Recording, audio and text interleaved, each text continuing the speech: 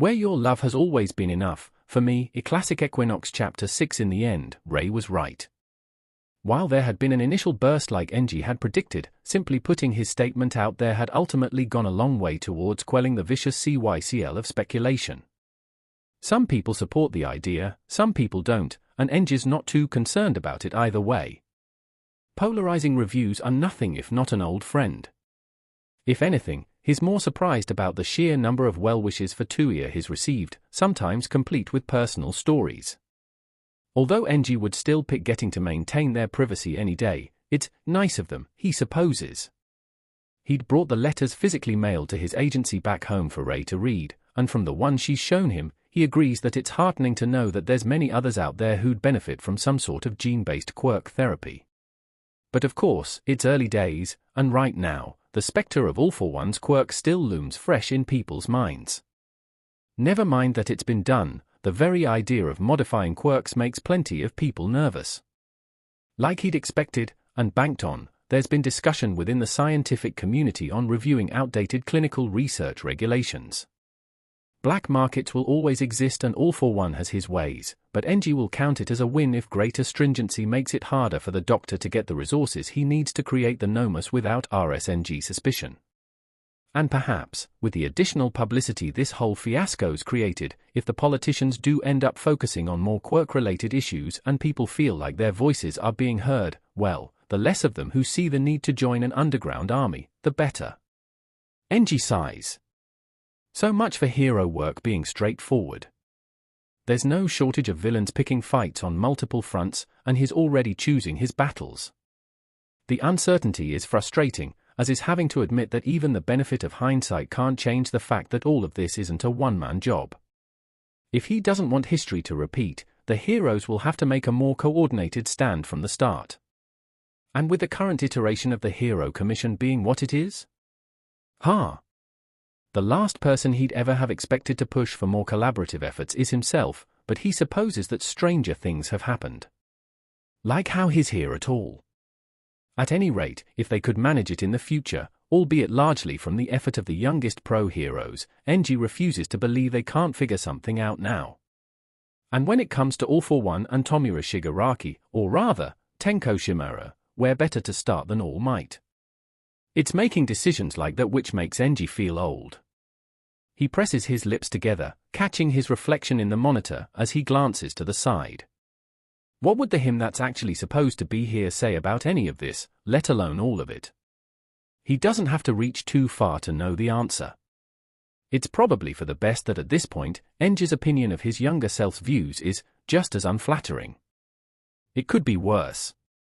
That's what Ray tells herself as she wraps her hands around Tuya's, letting her temperature run cold to draw out some excess heat. Some resistance is better than none, slightly tender is better than burnt. Have you been using your quirk? Ray asks gently. No. Tuya answers unconvincingly. Kids will be kids, heaven knows how much she'd played with her quirk in the past. Not at all. Ray prompts. Maybe a bit. He admits sheepishly. But I try to make it go away quick. But sometimes it just doesn't want to. Ray wishes she could help more, but if anything, using her quirk has always felt like coaxing a plant to life. Nothing like taming an uncontrollable beast, the way Tuya's is starting to sound like, and so, she turns to glance at her husband. He's expecting it. The screen of his laptop has been angled downwards, and his gaze slides readily enough to meet hers. It's strange, in a good way, when she realizes she can read his deliberation in the furrow of his brows, that he understands her invitation to go ahead with one look at her face. You can try what I used to do. Enji suggests slowly. It's the right way to frame it, Tuya perks up. The next time it happens, try to imagine a tap.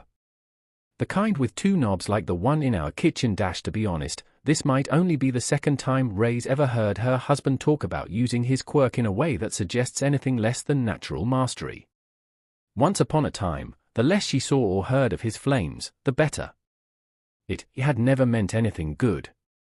And it's not that she can forget the worst bits, draining, apprehension-filled days of seemingly endless tiptoeing, the dread that would strike when she'd set off landmines anyway, but all of that's been a lot rarer lately, and in their place, they've been treated to many more casual, or even playful, displays.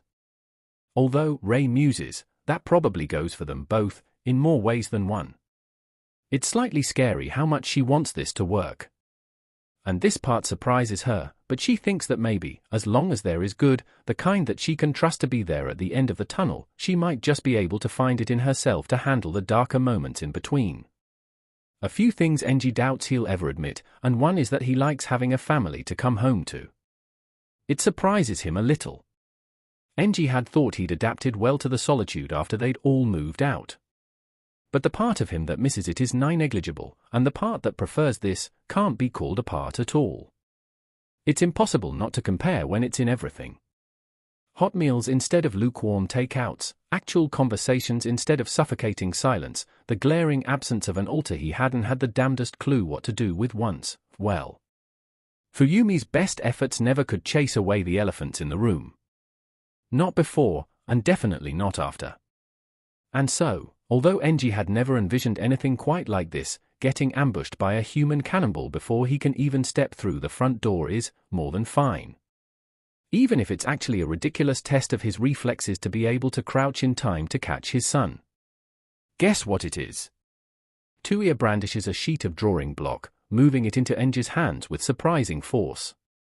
He raises his eyebrows as he inspects today's drawing from various angles. It's nice. He starts. In an abstract fashion. Technically, the most accurate description would be an abomination, but even he knows better than to describe the polka-dotted amorphous creature as such. An alien, perhaps. Or conceivably, a cheetah. Tuya's still bouncing on his heels, an expectant look on his face, and so Enji tries his luck. A leopard. Tuya's face falls. Oops. Ray laughs from the kitchen doorway, walking over to pat their son's shoulder. It's a giraffe. She informs Enji in a conspiratorial tone. He blinks, looking back down at the drawing. It's admittedly plausible, but shouldn't its neck be longer? Tuya pouts. My friend said so too, but it's not fair cause he's seen one. When can we go to the zoo? Enji pauses. It would just be a family outing. Most families do partake in those, he knows. Goodness knows how many he sees out on the streets during his patrols, children beseeching, wailing at their parents for ice cream, parents dragging their kids to museums. Your father is busy, Tuya. Ray says, her tone a paradoxical blend of gentle yet admonishing. It's an easy out that she's giving him, if he chooses to take it. The very same excuse he'd used time after time, until they knew better than to ask. Or rather, by then, his absence had probably become a relief. Tuya's pout intensifies for a moment. But then he nods, not looking particularly gutted, and something about that doesn't sit right with Enji. It's not that he wants to spoil his son either, but something tells him that children shouldn't be used to disappointment. Not this young, at least. There's nothing much else he can do about Tuya's quirk for now, but the solution for this is clear, and it isn't asking for much at all. As busy as Enji is, if he can squeeze time out to spend a full day at home, there's no real reason why they can't spend it out, is there? I can still bring you there sometime. Ray offers as she helps their son up onto his chair. Tuya brightens. When? Is he just sticking his nose in where he's not needed? Enji hesitates as he takes his own seat. Actually, I'll be on call this weekend. He starts, and Ray's eyes widen as she catches his drift. But next Saturday should be fine. He clears his throat. That is, if you'd like me there. He's barely finished his sentence when Tuya announces a yes, loud enough to drown out Ray's softer if no less warmth of course. It's the easy conviction of their responses that takes Enji aback, nearly catching in his throat when he mutters a quick "that's that." Hope is dangerous, and it's hard not to feel like he's just reading too much into things. But when he's faced with the twin brilliance of their smiles like that, it's even harder not to let himself believe it. This one's for you. Tuya brandishes the piece of paper at him. Oh. Wow. It's me. He starts. Yep. Tuya says proudly. You were on TV. Enji smooths a thumb over the crudely colored in red blobs, scratching out his eyes and strangling his neck. The proportions are a little off. He's quite sure that his arms aren't that long, to the point it's a bit reminiscent of a gorilla, but I like it. Enji says honestly. And you know what? He's actually going to keep it. These days, Enji's nights tend to follow one of two broad patterns. The sole determining factor. Enji raises an eyebrow. He's asleep already. Luckily, Ray quips. I might have lost a few years of my life chasing him around today. A terrifying and entirely believable prospect. Better you than me. That earns him a rather impressive side-eye. He gives her a small smirk in response, and then she shakes her head in what he's starting to recognize as her own brand of fond amusement. Tonight seems like it's going to be one of those nights. Ray's gaze searches his out, and he decides it's in the look in her eyes. Something playful yet almost uncomfortably earnest, as if she's the one who still can't quite believe that he's here, as if he's the one that needs to be worried about. A part of him wants to swallow and look away, another part can't help drinking it in and wanting something entirely different. Slowly, a corner of Ray's lips quirk upwards, and slowly, her fingers trail up his arm to linger at the back of his neck. There's an unspoken question there, written in the tentative pressure of her touch, and who is Enji to say no? Wrapping an arm around her waist is easy, shifting to pull her in even more so. He slips a hand under the hem of her nightgown, another wordless question asked by way of a pause, and it's all far easier than it has any right to be when she interlaces her fingers with his, guiding him where she wants him to go. For one long moment, Enji lets himself wonder, could he ever have got things right on the first try? Stumbled onto the right path, for want of a nail? Or is this scenic route he's taken the only way it could ever have worked? It's the sort of question he'd always strove to ignore. Whichever the case, what does it say about him? What has always been important is the road ahead, and little else. But does that have to change, as long as his definition of a good future has? If you have the capacity to think, I'm clearly not doing something right. Ray whispers, her breath tickling Enji's cheek. Her fingers trace down his chest in playful warning, and a sudden brush of ice makes him jolt. He narrows his eyes, she gives him an innocent smile. Oh. She always seems so surprised at the little things he finds in himself to do, she doesn't know how it's just the same for him. But two can play at this game. There's no reason to fight the smirk that tugs at his lips, unspoken acceptance of her de facto challenge. And because doing anything halfway isn't something Enji stands for, one quick maneuver and a surprised squeak later, he's holding himself up over her, his knee pressing against her hips and her eyes easily pulling him in. They say that curiosity killed the cat. He murmurs. Good thing that we aren't cats. Ray answers agreeably, if slightly breathlessly, and this is dreadful bedroom conversation. Really? But Enji can't help the traitorous quirk of his lips, and it certainly doesn't stop him from dipping his head to worry the sensitive skin of her clavicle, slow and insistent slide of his palm up her skin just the way she likes. It feels like he's on the cusp of something. Not quite an epiphany, and of what, he isn't even sure. All Enji knows is there are answers in Ray's lips, pressing benediction against his own, and every gasp he earns from an experimental twist of his fingers, their revelation and reward, all in one. It may very well be true that Enji shouldn't be here, that he doesn't deserve to be here, but he is. And as his name falls from Ray's lips, wrecked in a way he never knew he wanted to hear, as hers is wrenched from his own, a shuddering breath imbued with too many things he still doesn't know how to say, he admits to himself in a moment of weakness, while it's true he'd never asked for any of this, he's asking now. For all of it. The day eventually comes where he receives the approval he needs to get on with things, which includes arranging the discussions that need to be arranged. To say that he hasn't been looking forward to this would be a gross understatement, but it's not as if he's been putting it off in the name of procrastination.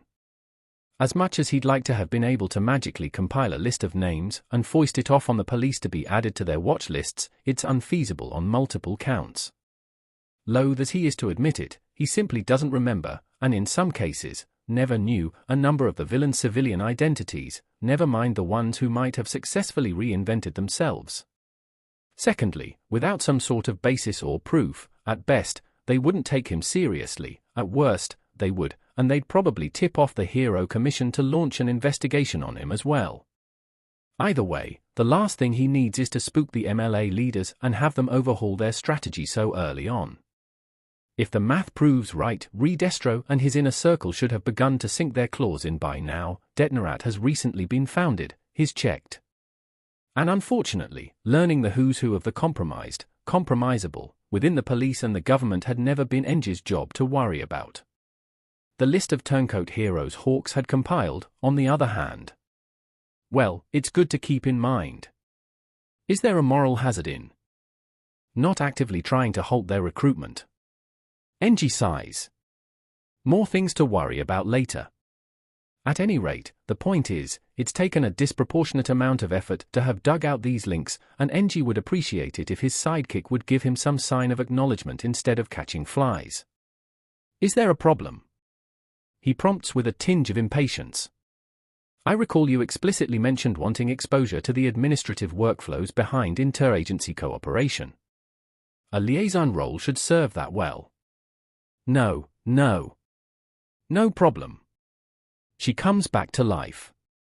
It's just, I could have sworn you also said, schedule a meeting with All Might Enji massages the bridge of his nose. You heard correctly. She blinks. Is this a test? Something about keeping the mind sharp and skeptical or looking out for an impersonator. Wow, had he been that obvious? Actually, never mind that question. And I guess not. She continues sheepishly. I should be able to do it. Good. I'll send the relevant details to you on the intranet. Enji says, lifting his brows at the look of horror she doesn't quite manage to hide. Will you need me to edit the coming week's roster? I mean, probably not. She amends with a salute. At least that seems to be an improvement in her tendency to bite off more than she can chew. I'll take a look and get back to you soon. Enji nods in acknowledgement before ending the call. It seems that if there's one thing he'd never got wrong, it's his choice of sidekicks, both past, future, whatever, and present. Variable levels of enthusiasm aside, most of them have demonstrated the ability to take things in stride with good morale. It's something that will serve them well in the future, especially if things end up playing out the same way, or worse. And there he goes again. Enji sighs. At this rate, he'll be finding grey in his hair again a lot sooner than he'd thought. This is your fault. Ray eventually says, the closest to petulant he's ever heard her. And I'm offering to take responsibility for it. Enji answers. It would probably be a better attempt at placation if he weren't failing so miserably at hiding his amusement. You've seen me dry the dishes. No open flames at all. Yes, and induction cookers exist for a reason. Ray points out dryly. Tuche. She wrings her hair in yet another futile effort. Enji shrugs. I suppose you could just turn on the hairdryer and risk waking Tuya. Ray narrows her eyes at him, but she settles on the edge of the bed next to him anyway, leaning in to give him easier access. If you burn my hair, I will freeze you where it hurts the most. Well, ouch.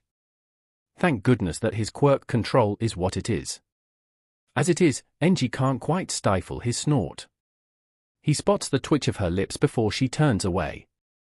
And if her hips rest against his own, that's just for added stability. If his fingers card through her hair for longer than is strictly necessary, well, it's all in the name of being thorough. Objectively speaking, their attempt at a family outing is a disaster. It's Murphy's Law in action. The one day Enji decides to completely clear his schedule, there's a minor villain attack at the zoo. It's just how the universe works. They'd been waiting in line to buy tickets when the herd of elephants came stomping out, helmed by the aspiring villain whose quirk Enji assumes gives him some sort of control over animals. Tuya had been thrilled, they'll need to work on his sense of self-preservation. Either way, once Enji sees that both Ray and Tuya are out of harm's way, he leaps into action. The next few things happen in sequence. Enji manages to pull a woman out of the way of the stampede.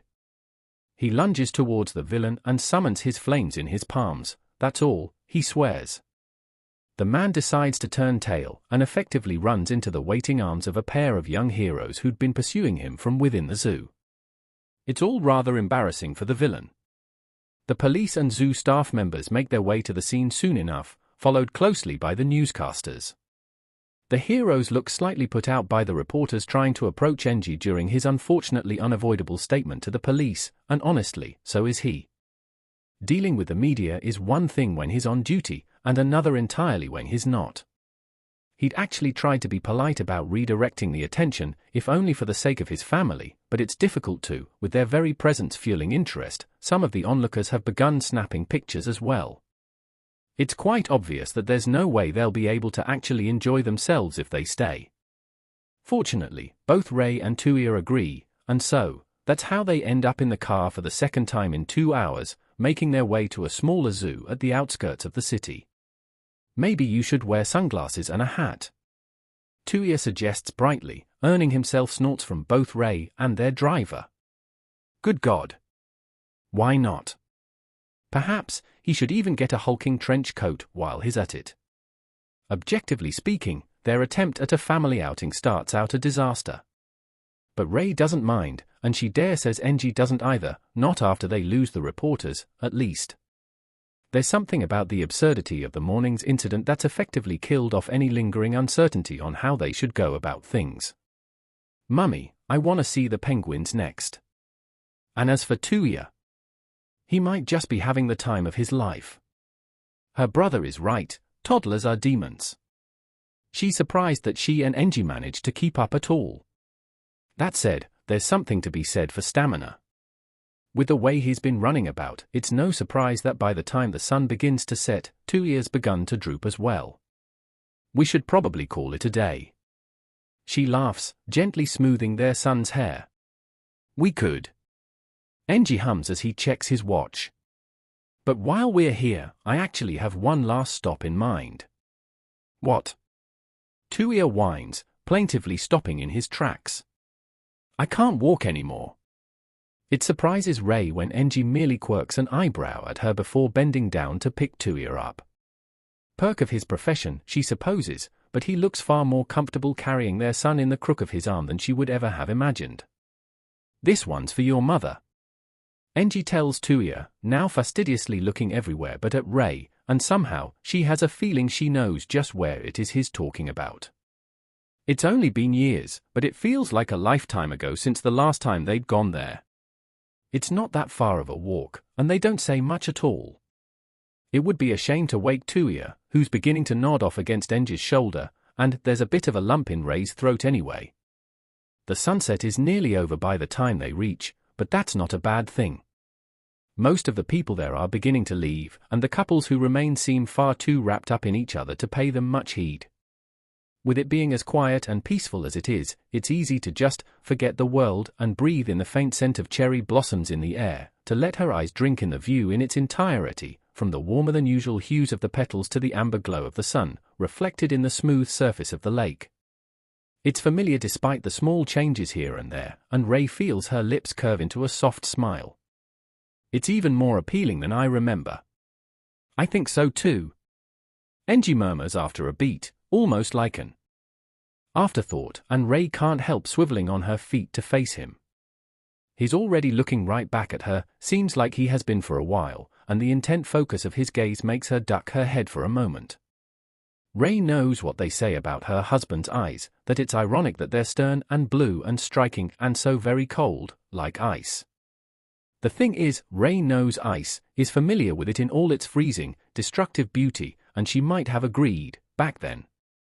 Back when it had felt like he'd been looking past her even when his eyes were on her, fixated on something only he could see.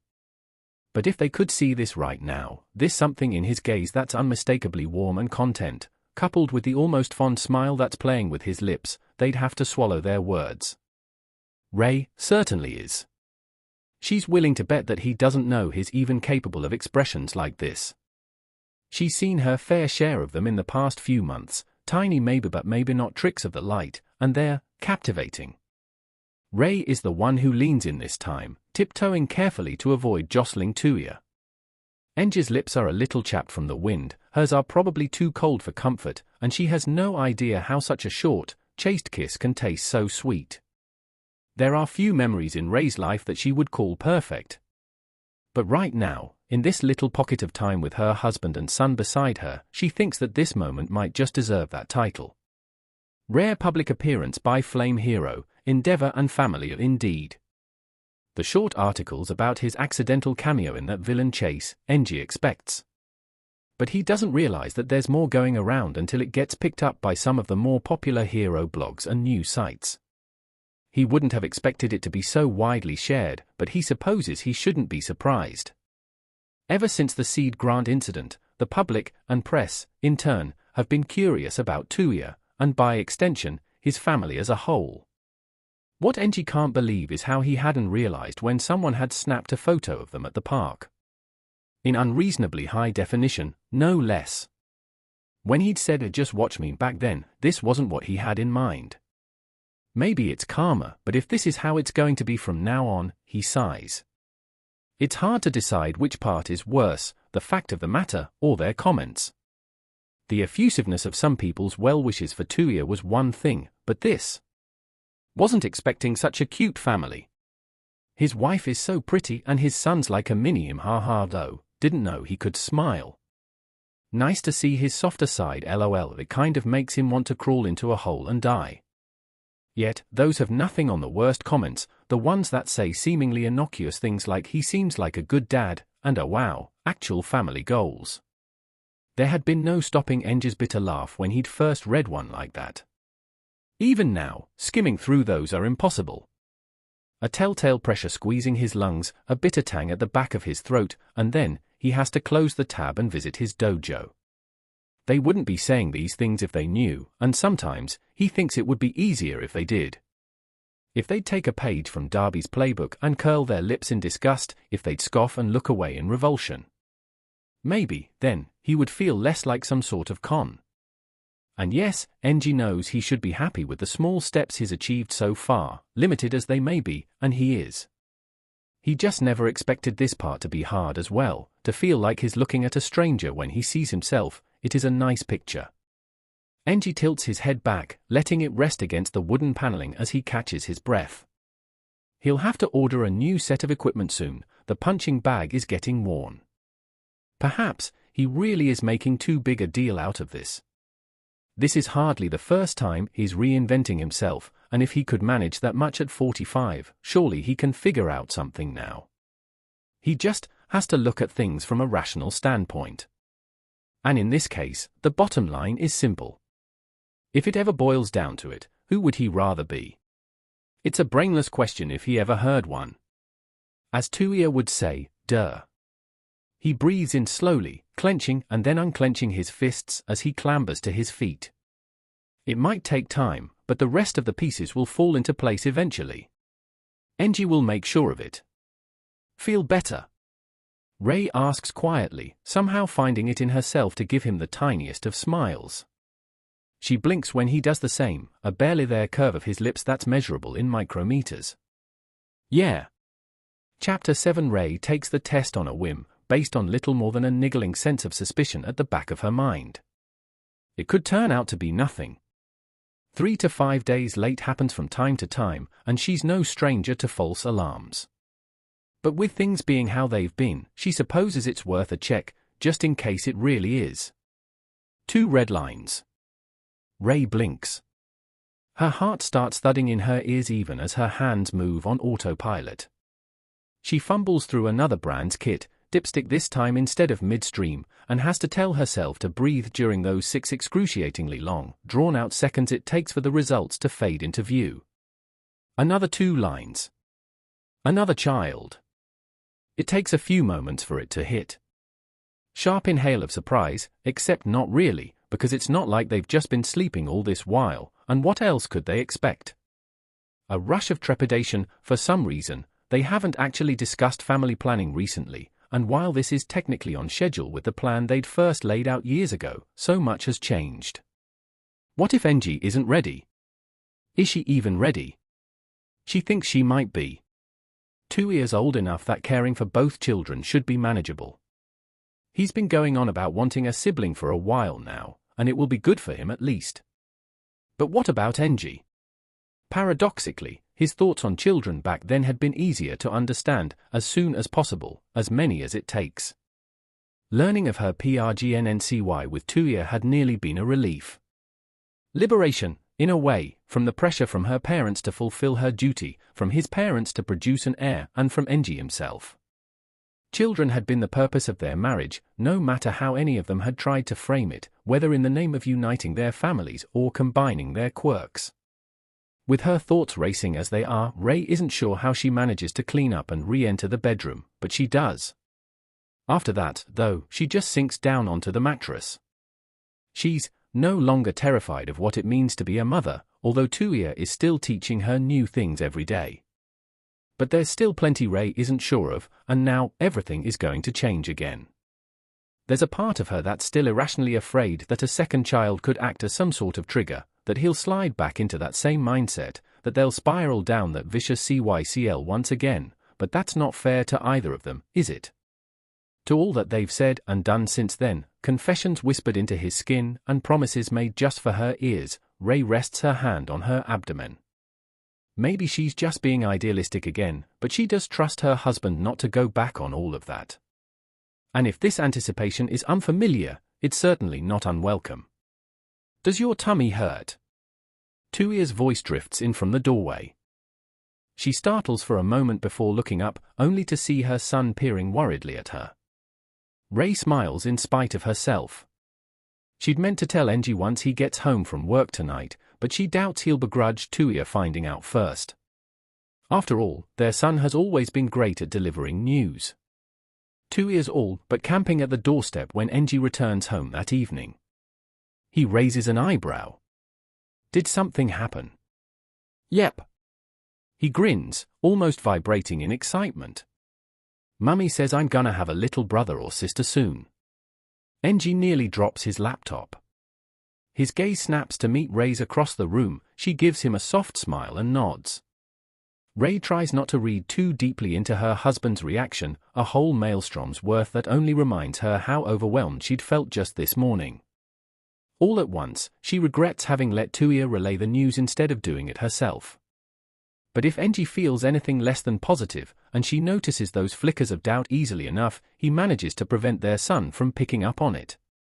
It's only when they're alone in their room that he withdraws, their conversation petering out as he gets increasingly lost in thought.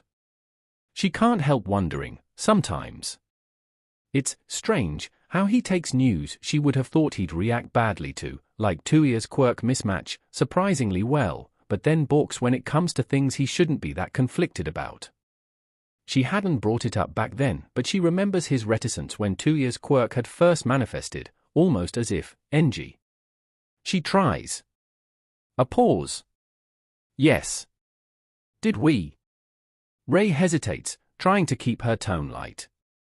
I was just wondering, in that dream you had, did we ever have other children? Her husband stiffens, a flash of something in his eyes that nearly breaks her heart. He gets like this sometimes, she knows, but in that instant, she hates herself for causing it anyway. I'm sorry, you don't have to answer if Rei cuts herself off, feeling like she's grasping at straws. Her words hang uselessly in between them, glorified dead weight for all they are worth. They both know that with his reaction, her question is as good as answered. Enji looks away, and Rei drops her own gaze in a bid to let him have that moment of privacy.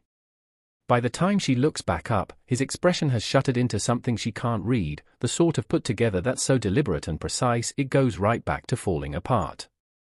It's fine, I was just surprised. He lies, his tone painfully clinical. Rei wishes he wouldn't, that he'd just tell her what's wrong, perhaps even if it came in the form of him lashing out, but she holds her tongue, and he finishes without offering any further elaboration. In the end, all she murmurs is a soft "I see."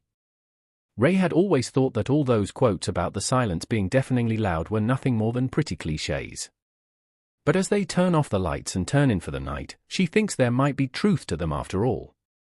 She wants to comfort him, to interlace her fingers with his, to hold him the way she knows he doesn't really mind. But for the first time in a while, she's afraid to. It's not even that she's scared that he'll hurt her, not physically, at least. If anything, and this thought would have been so unfathomable once that her heart aches, she's afraid that if she pushes right now, she might just push him over the edge. This isn't right either. She'd always thought of her husband as strong. In every sense of the word, intimidatingly and impassively so. And even though she treasures how he's just felt so much more human since then, the fact that her question could affect him so much feels fundamentally wrong.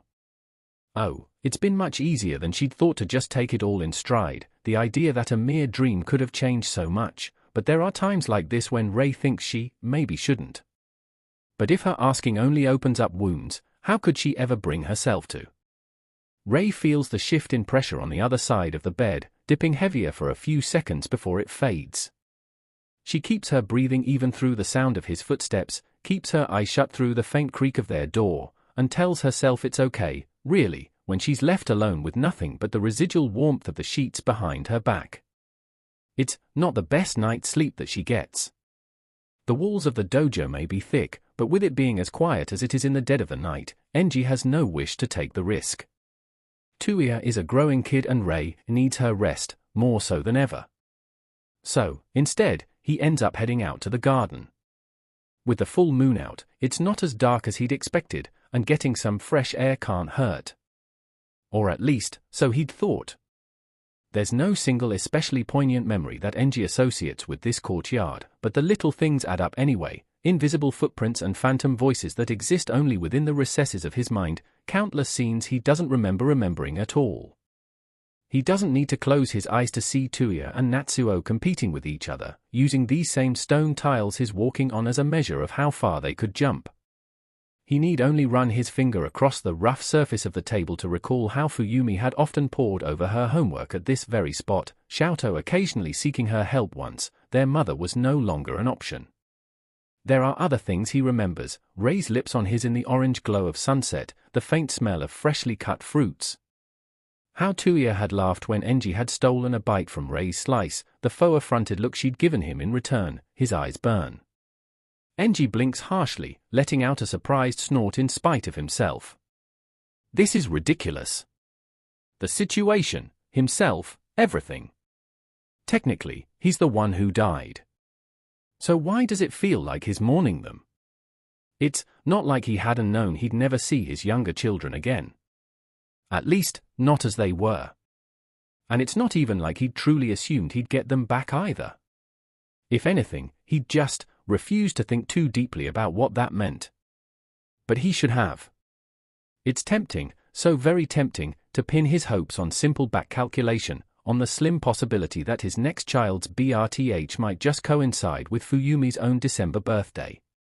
But even if it's like that, even if they're genetically identical by some whim of fate, and fate could throw so many wrenches into his plans that he has no idea if he even wants it to exist, they won't be the same.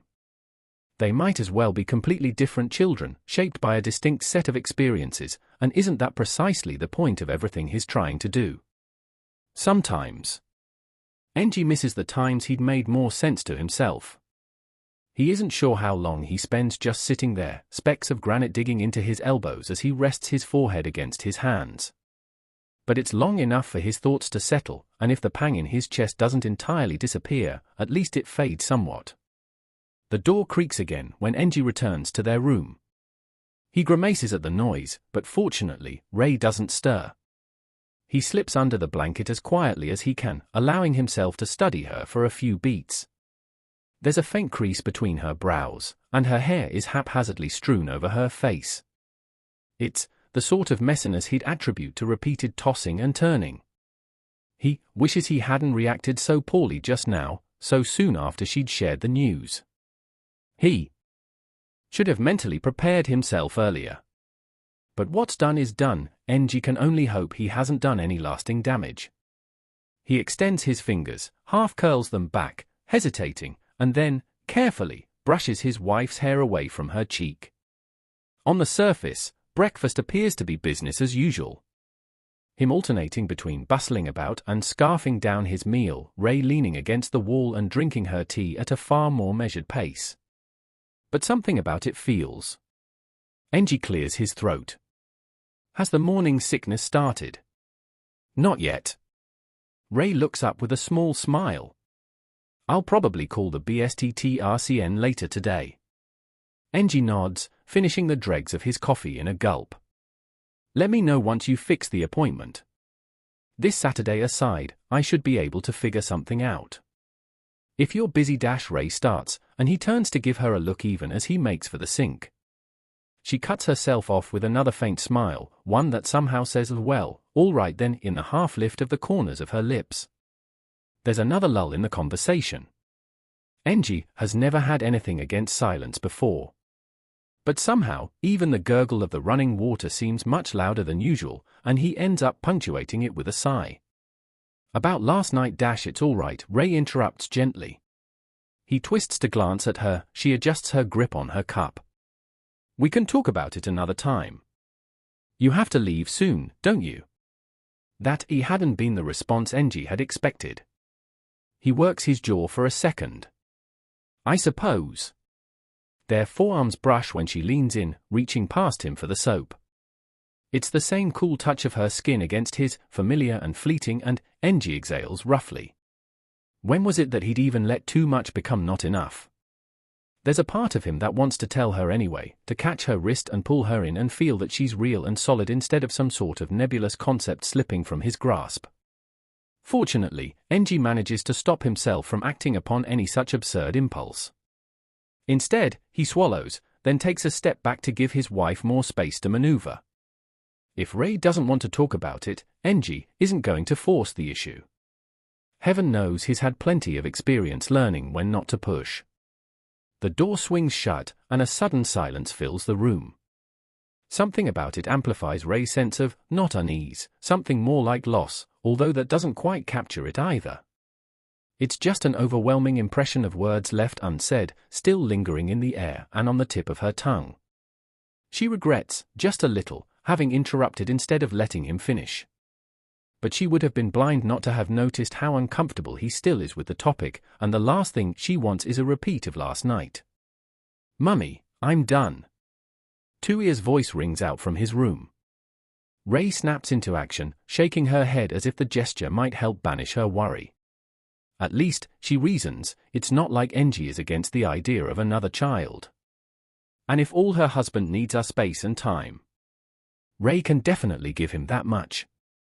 Is getting a younger brother or sister bad? The question comes out of nowhere, uncharacteristically quiet enough that it's nearly drowned out by the spy cartoon he'd thought Tuia had been engrossed in watching. Enji is woefully out of his depth. He has no idea why his son thought asking him would be a good idea. Rei is far more well-equipped to deal with this sort of thing than he will ever be. No. He answers carefully. Why do you ask? I don't know. Tuia says, worrying his lower lip. It takes Enji a few seconds to place it as the mirror of an expression he's seen on Rei, often, less so, more than before. The realization twists unpleasantly in Enji's chest. He clears his throat, trying to summon some semblance of the gentle tone that Rei had used to wheedle an answer out of their son. You can tell me more. He says, somewhat awkwardly. I won't get angry. I don't mind. It's just Tuia fidgets with the sofa cover. You and Mummy don't laugh so much now. He says, looking up at Enji even as his voice drops into a near mumble. And Mummy looks sad again sometimes. I don't like it. Enji falters, his mind reeling. It had felt like a subtle shift. Still a far cry from how it had been, but perhaps a touch foregone, a tangent in a conversation unexplored, the kind of thing that might have existed solely in his head, except, evidently not. They say that children can be unexpectedly perceptive, but Tuia had never seen the sort. Although, of course, Enji could probably chalk that up as just another thing he'd missed. He exhales slowly. Me neither. Then, can't you just fix it? Tuia furrows his brows. Wow. The faith would be heartening, if it weren't so misplaced. How is Enji supposed to explain that he would, if he could only figure out where to even begin? His go-to solution has always been talking things out. Failing that, he's pretty much at a loss. He can hardly broach the original topic if Ray would rather let it go, can he? It might just be the sort of thing that takes some time. Enji says. He sounds unconvincing even to his own ears. Why? Tuya asks, now with a full-blown confused frown. Are you and Mummy fighting? Enji blinks. Not exactly. He starts. If he had to describe it, he'd say it's more like they've just been circling around each other. Not to the point that they're walking on eggshells, but it does feel frustratingly like they're stuck in some sort of impasse, as if I know what it's like to be on that side, and... Oh. Enji pauses, cutting himself off. If that's what this is about, he might finally understand what Ray had been getting at. Old habits are easy to slide back into, huh? And with Enji being just as overcautious, it's no wonder things played out like this. But that just means that this time, instead of fixating on the root cause, he's better off cutting off the vicious CYCL by targeting the secondary complications, so to speak. And as for the how, Enji tilts his head, considering. Technically, he's already cleared his schedule for this Saturday's afternoon as a buffer in case the meeting with All Might drags, so... Well, it's worth a shot. Actually, Enji starts, turning back to his son. I think you just gave me an idea. Tuya gives him a quizzical look. What? Your mother is bringing you to the library tomorrow, right? If his voice sounds lighter than usual, it's just from the heady rush of finally having a clear plan of action in sight. His son looks even more confused than before, but he rolls with it easily enough. Yes. I have a plan to cheer her up, Enji continues, letting his tone run the slightest bit conspiratorial. But I might need your help for it to work. That does the trick. Tuya lights up, and Enji wastes no time leaning in to give him a simplified summary. It'll be our little secret.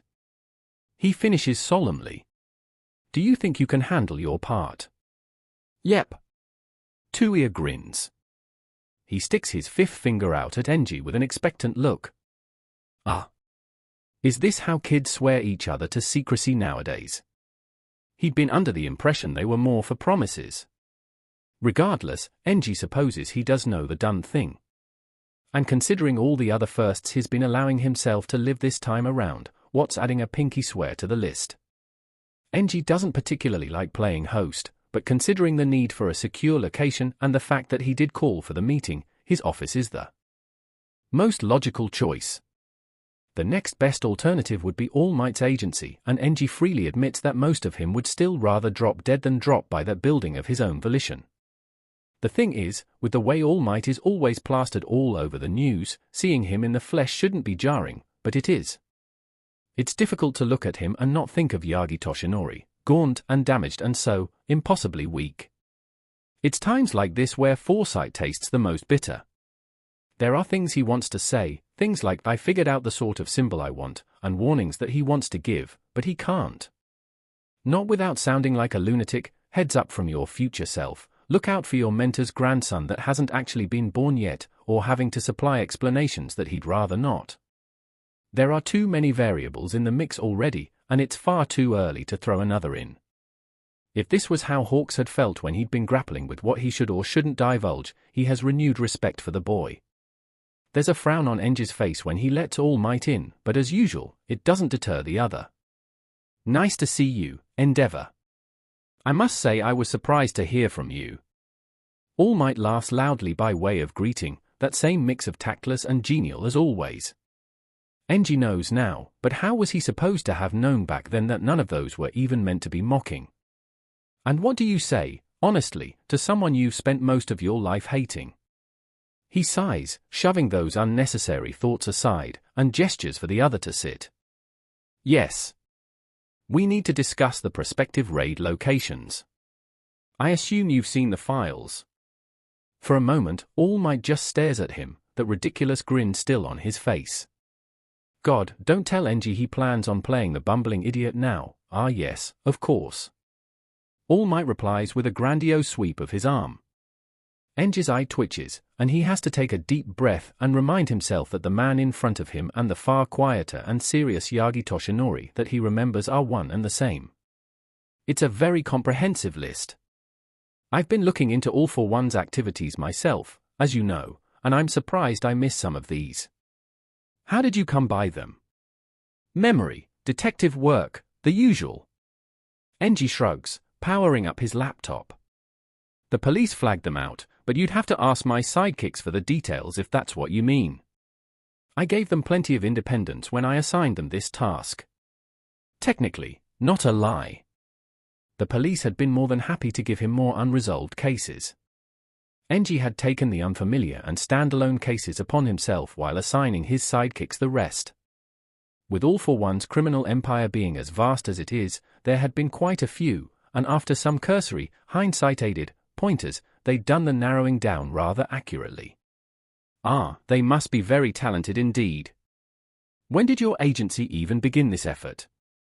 A lifetime ago, since you retired, since my son got mixed up with the wrong crowd. Enji sighs again, slightly annoyed by the interrogative turn even though he'd anticipated it. Time for deflection. 6 months or so. He says, making a show of rolling his eyes. Don't worry, I'm not planning to get involved in your sworn feud with All for One. All Might tries to laugh it off, but it comes out slightly strained. What do you mean? Your speech at your mentor's funeral was recorded, remember? Enji says, keeping his tone bland. How convenient that no one could probably forget All Might's dramatic proclamation to defeat All for One that day. Ah, I see. All Might laughs again, but there's an edge to it this time, and Enji recognizes a minefield when he sees, or hears, one. As far as destabilizing the future League of Villains go, the neatest solution Enji can think of is making sure it never gets formed in the first place. And if Enji is effectively taking responsibility for making sure Tuya never takes on the role of Darby, All Might can make sure that Tenko Shimura doesn't grow up under the tutelage of All for One. He'd meant to test the waters by probing for the relationship between All Might and his mentor's family. But evidently, he isn't going to get anywhere near that topic today without coming off even more suspicious than he already is. Unfortunately, that just means there will have to be a next time. And on top of that, if Enji wants to be able to broach the issue in a more natural manner. Well, at this rate, he will have many more opportunities for rapport building anyway. Enji feels his soul shriveling up. He sighs for what feels like the millionth time that day, then redirects the conversation back to the safe territory of minutiae. Thankfully, the rest of the meeting ends up decently productive even by his standards. They manage to settle the allocations like he'd hoped, and even some preliminary plans for a joint raid. Of course, it would be even better if the other would stop staring at him like he's a scientific specimen. Those sneaking glances aren't subtle at all. Is there something on my face? Enji asks pointedly. My apologies. All Might laughs. I'm just curious. You seem to be in a much better mood than usual. Oh. Enji nearly snorts. Of all the people he knows in this era, he hadn't expected All Might to pick up on it. They've only met that many times so far, after all. But he supposes the contrast between ill-concealed hostility and this attempt at genuine civility must be obvious enough even for someone like, except, he can't deny that for all he'd ended up the center of attention of any room, All Might had always looked outwards to everyone else, ever perceptive to what they needed. Enji had been the case study of tunnel vision, with nothing but himself and Xiaotou, or, rather, his own ambitions for Xiaotou, in his sights. Not this time. Is Enji really going to do this? He doesn't have to, and it's not like he owes All Might anything. Well, fine, some insights, perhaps, but to hell with it. If he could bring himself to ask the older All Might all those questions back then, he can do this. It'll be for his own peace of mind if nothing else. If we're going to be working together, you might as well get used to it. Enji grimaces. He stands up before he can think the better of it, then offers his hand for a handshake. I'm Todoroki Enji. Let's start over, all right, that sounded far less dramatic in his head. For a few seconds, All Might just stares at his outstretched hand, his eyes comically wide. If Enji had known this was the way to wipe that permanent grin off his face, he might have done this hours ago. As it is, the other recovers quickly enough not to leave him hanging. Yagi Toshinori. All Might says, ever-present smile back on his face. I look forward to working with you. Enji's own eyebrows fly up. He hadn't expected that this early into things, but he won't complain. At least letting slip his knowledge of All Might's well-guarded civilian identity to the man himself will no longer be a concern. He's probably never going to like All Might. There's a little too much baggage there for Enji to ever forget. The entire obnoxiously bright persona had never sat well with him, and his one-man pursuit of his symbol, while admittedly effective, had ended up fostering an unsustainable focus on individualism and showmanship that Enji doesn't agree with. But it's clear there's more to him than that even in this era, and Yagi Toshinori, Enji, thinks he can at least work with. This is the scene that Rei is greeted with once she's done with her shower, a tray set at the foot of their bed, a small bowl of yakisoba on it. Her husband leans against their half-closed sliding door, watching her. She blinks. This is what it looks like. Enji finishes after a pause. I did say I'd settle dinner tonight. Rei feels her lips begin to tug upwards. By cooking. Yes. He replies, uncrossing his arms somewhat self-consciously. Consider this a formal apology of sorts. You really don't have to. Rei says, flushing. If anything, I should be the one apologizing for. She trails off as Enji quirks a corner of his lips. It's fine. He says simply. I'm not made of glass either. Rei stills, her eyes widening. Is that really how she'd been treating him as well? It's so ironic that it's hard to even wrap her head around the idea, but now that she thinks about it, let's just call it even. He suggests, as if things could ever be that simple, except, that is the best path forward, isn't it? Rei nods slowly. Sounds like a plan. A flicker of a smile, blink and you miss, and then Enji closes the distance between them. It takes her a few moments to register that he's offering her his hand. Since apparently, you're going to just stand there unless I escort you to your seat. Enji says, his tone dry and long-suffering, but all those paragraphs written in his gaze tell a different story. Everything about this is almost overwhelmingly sweet. More so, even, than the kiss she'd been sort of expecting, and Rei feels her cheeks warm even as she laughs, strangely nervous in spite of herself. Her pulse quickens ever so slightly as she slips her hand over his palm, his fingers wrapping around her own, and she can't help feeling like she's dreaming as she lets him lead her that short distance to their bed. Were you planning this with Tuya? Rei wonders out loud. The idea warms her heart more than she can say. She gently twists her grip to interlace their fingers. He allows her to tug him down next to her. I did ask him to delay you. He says. Why? On hindsight, it was obvious you two were up to something. Rei quips with a fond smile. Tuya wasn't exactly subtle about his sudden need to search for the perfect book and visit the toilet 5 times in an hour. Enji snorts, the sound rich with amusement, and Rei can't help leaning in to press a soft kiss against the corner of his lips. She lingers, whispering a soft thank you before pulling away. He squeezes her hand lightly before letting go. Well, try some before it gets cold. He says, gesturing to the bowl. At this rate, Tuya will be done before you even start. Rei smiles, reaching for her chopsticks. Oh. To say the taste is unique would be an understatement. Maybe it's just uneven. She surreptitiously mixes the noodles. Ah, it's somehow even saltier. She's a little concerned if this is edible. Is their son actually eating his own portion of this thing silently? Enji watches her expectantly. How is it? Rei coughs delicately. Have you tried any? He hums. I managed one mouth before giving up.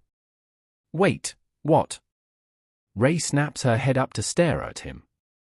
Did you dash? She starts, then trails off, because that's the moment she spots a red mop of hair in the doorway.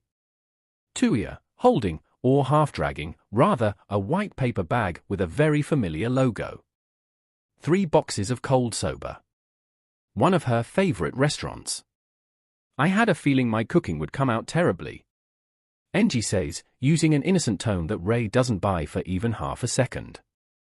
She narrows her eyes, looking at her son and husband in turn. Did I get the time wrong? Tuya asks worriedly, and, well, that confirms it. Enji gives their son a look of betrayal even as he shakes his head, taking the bag from him and helping him up onto the bed. Rei smiles sweetly. How long were you going to watch me eat this when you had that prepared all along? There's a reason I made so little. How was I supposed to know you'd try to stomach so much of it? Enji asks, his lips twitching. It would have been rude not to when I thought you'd tried your best. I did have to put quite a lot of effort into ruining it, while ensuring it still looked presentable. He muses, and Rei can't help getting caught up in that gleam in his eyes, the way they flash with something bright that looks like relief. Shouldn't that count for something? Trying to poison your pregnant wife and unborn child. She starts, except she doesn't manage to sound even halfway too offended, and there's nothing she can do about the laugh that's tumbling past her lips. Tuya and Enji exchange a glance, both looking far too pleased with themselves with their respective grin and smirk, and in that one moment of infinity, her heart feels so full it could burst. Enji had planned this, she realizes, and Rei isn't sure if she should be indignant that she's just been pranked. Does this count as one? Or simply amused or surprised or touched because she loves the cold soba from Itoen, and this has to be the most excessive, roundabout way of trying to lighten the mood ever, but it's working. Either way, I hope you know I'm never going to trust you again. Rei finishes with a pout and then winces. That must be too much too soon. Did she have to phrase it like that? A soft chuckle. It's just a short laugh, one she's heard maybe 4 times now, but it's warm and real enough that it nearly takes her breath away. And yes, Rei is counting, and secretly, she hopes that one day, she'll find herself losing track. It's probably for the best that Tuya takes it upon himself to interrupt by prodding the paper bag. I'm hungry.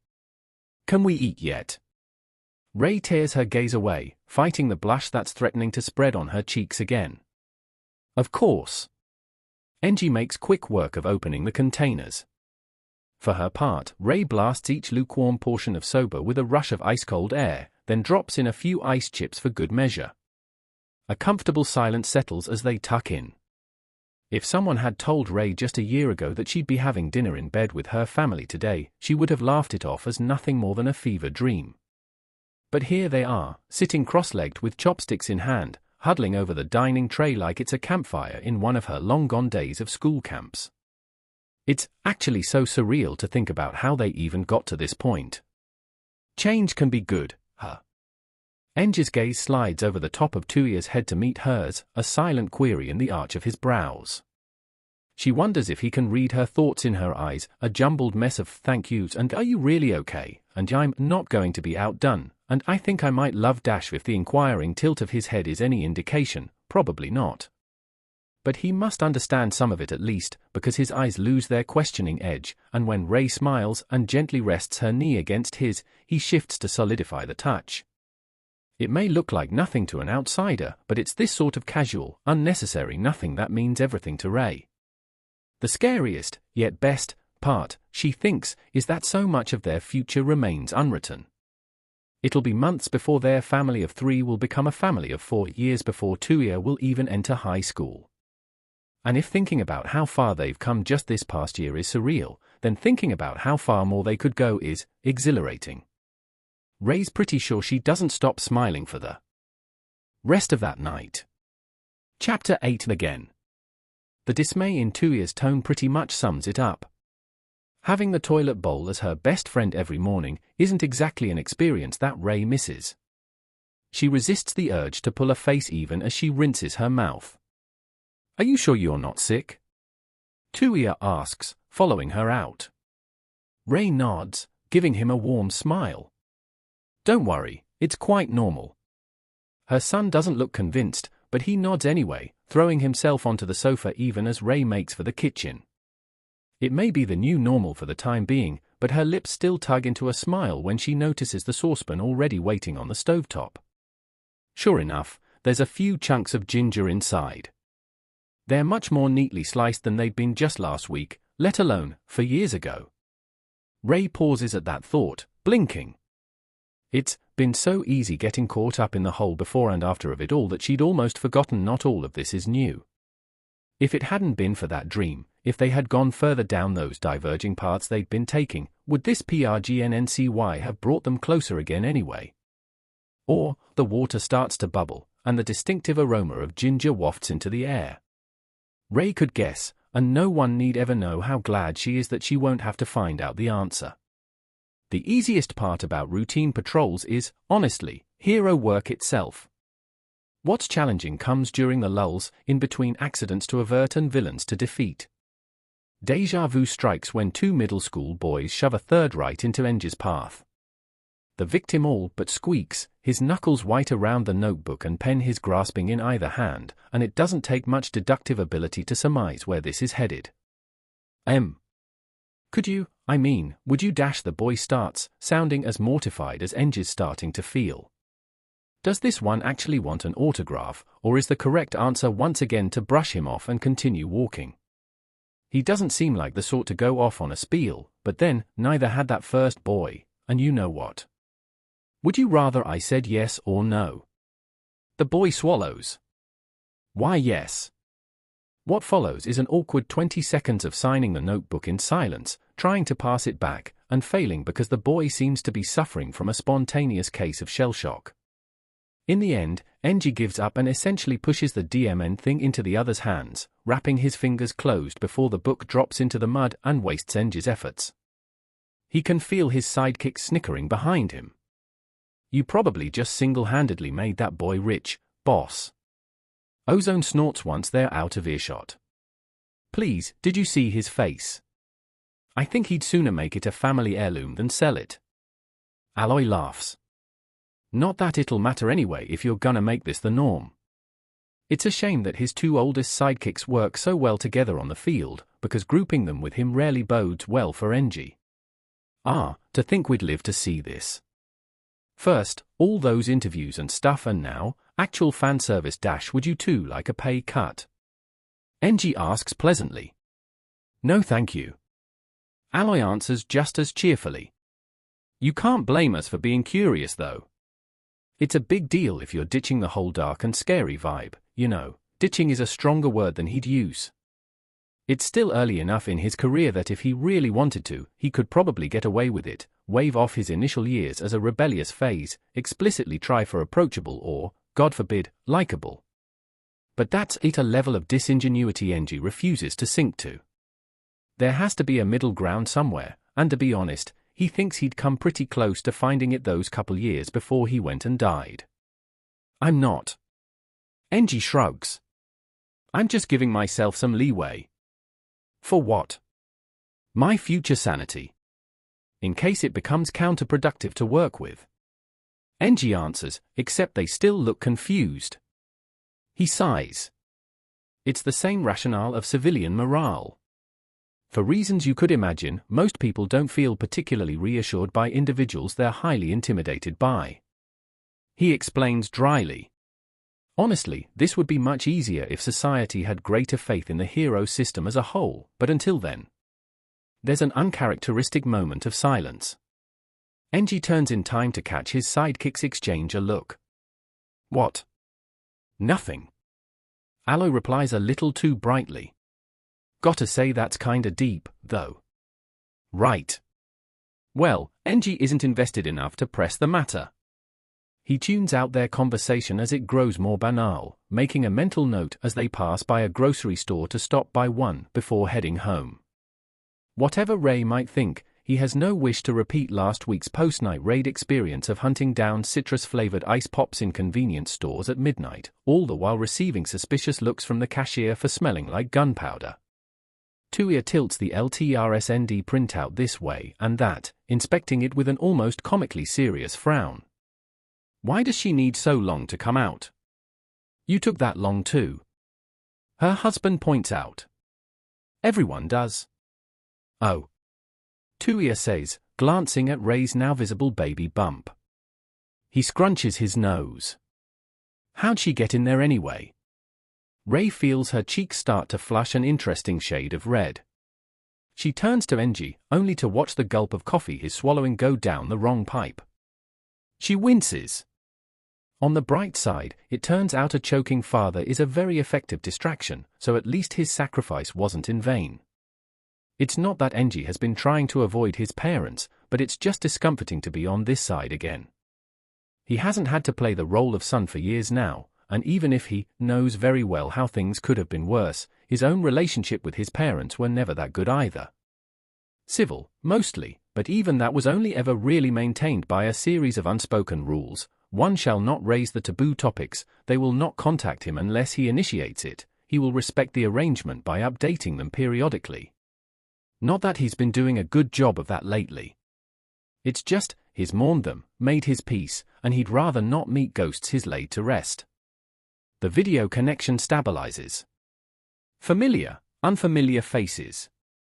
His mother's hair, still more red than grey, his father's eyes, a cataract-free piercing blue. There's a sudden pang in his chest. He falters, abruptly regretting not reaching out earlier anyway. You've certainly been keeping busy, Enji. His father begins crisply. How nice of you to finally deign to contact us. And then, they remind him why he hadn't, and he swallows all those words he might have said. A few perfunctory questions on Rei's expected due date and the baby's gender, and then the focus shifts to his public activities. There's no room for awkwardness, let alone sentiment, in an interrogation when his mother seems unusually bent on deliberately antagonizing him and his father is all too willing to follow her lead. It would be nice if Enji could bring himself to take the high road, but he should have known the peace he made was an illusion. Yes, he's set aside part of his investment portfolio for non-profit ventures. No, it's not unsustainable. They know his agency is far from being in the red and he has no plans whatsoever to touch any reserves for this fickle whim. Yes, he's perfectly aware all those family photos are going to affect his image, and isn't it great that they agree it's fine as long as he knows what he's doing. If they'd bothered to check his hero statistics instead of merely keeping tabs on his financial activities and media coverage, they'd know he's been closing cases at the same rate as before. And even if he wasn't, it can't be helped during this PRD if he's needed more at home. Enji cuts himself off when his mother gives his father a look, one that plainly says, "I told you so," in the arch of her brows. The anger simmering beneath his skin gives way to hollow frustration. Of course, they'd never just ask him when they could come at things backwards and sideways with their little games, and once again, Enji's played right into their hands. He clenches his jaw as his mother makes to speak, bracing himself for whatever lecture they have planned. "Oh, are you happier now? What?" Both Enji and his father stare blankly at her, on the same page for once. "What baseline am I supposed to be comparing to?" he asks slowly. Inexplicably, his mother smiles. "To before," she suggests unhelpfully, and he's about to snap as much when she continues. "Unless you'd rather think of it as after." Enji's brain grinds to a halt. "If I had a choice, I would have started earlier like you." She continues calmly, as if they're talking about the weather instead of what sounds like for a while, "I wondered if I had only made things worse. But if things do work out for you in the end in more ways than one, having the ground pulled out from under his feet would be less shocking." Enji would know. What she's saying, the way she's phrasing it, it's not just him. But that means a when. His mother's mask slips a fraction. "I thought it was like that." She pauses, something unfamiliarly sad weaving itself into her voice. "I think you know when." He wasn't going to question it back then. Not at 14, not when he'd been seriously considering backing down if they really disowned him, not when he'd been overjoyed the day they'd suddenly backtracked and told him they'd sponsor his tuition fees at UA after all. "I'll make you proud," he'd stupidly vowed, but it never seemed to matter, and then it truly didn't when they died before he ever got to number one. There's probably a version of him in his mother's memories, Enji realizes numbly, that never became a pro-hero. "I wondered if I had only made things worse." It's strange to imagine he could ever have been satisfied as a civilian, even if he's starting to see how. But if it came down to it, if he had to trade away being a pro-hero, the vehemence with which he recoils from the idea surprises him. "I am." Enji admits, forcibly unclenching his fists. And for me, at least, I'm glad you did what you did. His mother's expression betrays little, but he thinks that's a flash of relief in her eyes. He has questions of his own, how and why, and other foolish ones from a place of weakness he thought he'd left behind. Except, he realizes, in her own way, she did try. But where Natsuo had wanted the space, Enji hadn't, and all of this is too much for him to process right now. What are the two of you even talking about? His father frowns, his tone equal parts confused and displeased. His mother places a placating hand on his arm. If she had kept this a secret from him for so many years, why now, and like this? If there's nothing else, your father and I have some things to talk about. His mother says delicately. Please convey our regards to your wife, Anne. She pauses, her gaze momentarily weary. Do exercise more caution. You're a public figure after all. They end the call on that note. Enji closes his eyes with a sigh. Every time it feels like he's finally got a handle on things, the world tilts on its axis all over again. To think that all this time, he never even knew. He isn't one to speak. If this truly is some form of latent quirk running in his family, it complicates matters. Never mind civic duty, even if Enji could somehow prove its existence, he can't in good conscience submit it to the quirk registry. If that information fell into the wrong hands, well, Enji can certainly think of at least one villain who'd love adding a quirk like that to his repertoire. It's not surprising that his parents notice something amiss with him based on little more than publicly available information, but his mother is right, anyone with eyes could. While Enji's been ensuring he has alibis for his most prominent moves, he could stand to be more careful across the board. Patterns emerge across trends, and those most likely to notice are precisely the villains he's acting against. It won't matter if individual events seem like coincidences, a string of them is incriminating in itself. And the moment Enji attracts that level of scrutiny, he'll already have lost. Call it paranoia, but if it happened before with ending, it can happen again. And with the stakes higher than ever before just by virtue of the opponents he's chosen, with his family having been in the public eye more often this time. I wondered if I had only made things worse. Enji's lungs clench. He can't afford to fail. Not like that, not again, not for real. There are good nights, many, in fact, and then there are nights like this. Ones where it's still dark when Enji wakes up, the weight of his memories a crushing pressure in his chest. It's been a while since he had this dream. Of watching as his family from before shares a meal, as they exchange quips with the sort of loud, carefree laughter their dining room has never actually heard. As always, Enji had watched from the sidelines, knowing instinctively that if he were to make his presence known, all that good cheer would be snuffed out like a flame starved of oxygen. But nowadays, that's not where the dream ends. Instead, the scene melts around him, morphing into a sprawling expanse with nothing but a mirror. In it, he'll see the reflection he should possess, and in a row behind him, the older versions of his children. Their voices weave over and under each other's, a veritable orchestral arrangement of accusations and pleas and warnings and taunts. He'll try to turn to face them, but it never works, they disappear, their voices cut off, he wakes up.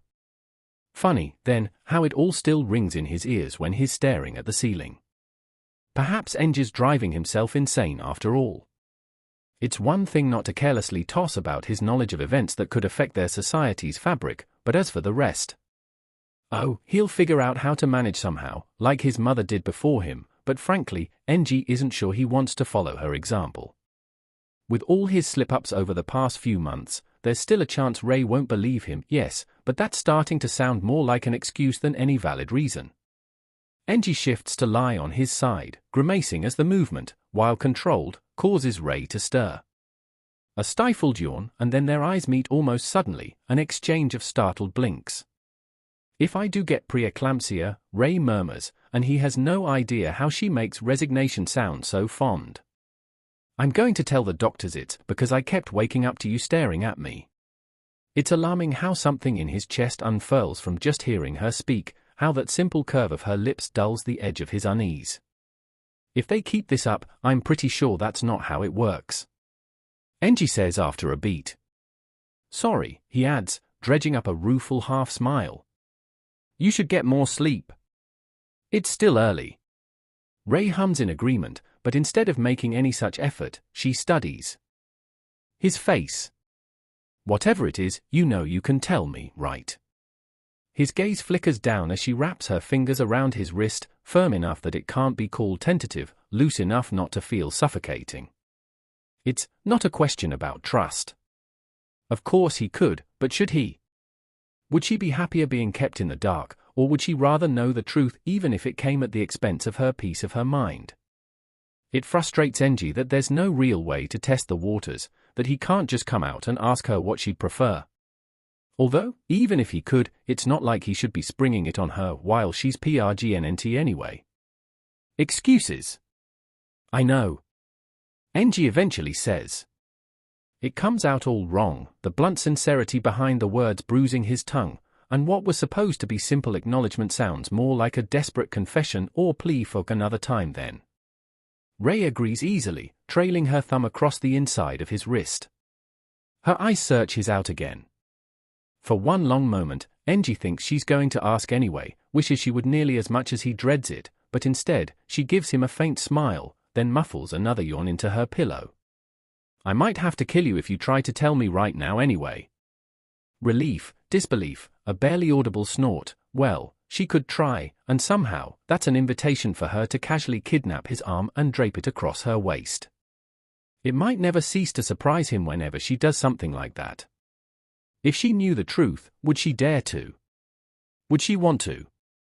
He used to think it would be easier if the answer was no, that's how it should be, isn't it? But now, the idea twists like a knife in his gut, and maybe, that's what's truly stopping him after all. Enji stills for a moment, then lets out a slow breath, twisting to hold Ray more comfortably against his chest. Sleep has no business finding him again that night, but somehow it does. Ray thinks of moments like this as stolen pockets of time, rare hours of peace in broad daylight, the gap between an antenatal appointment and leaving again to fetch Tuya.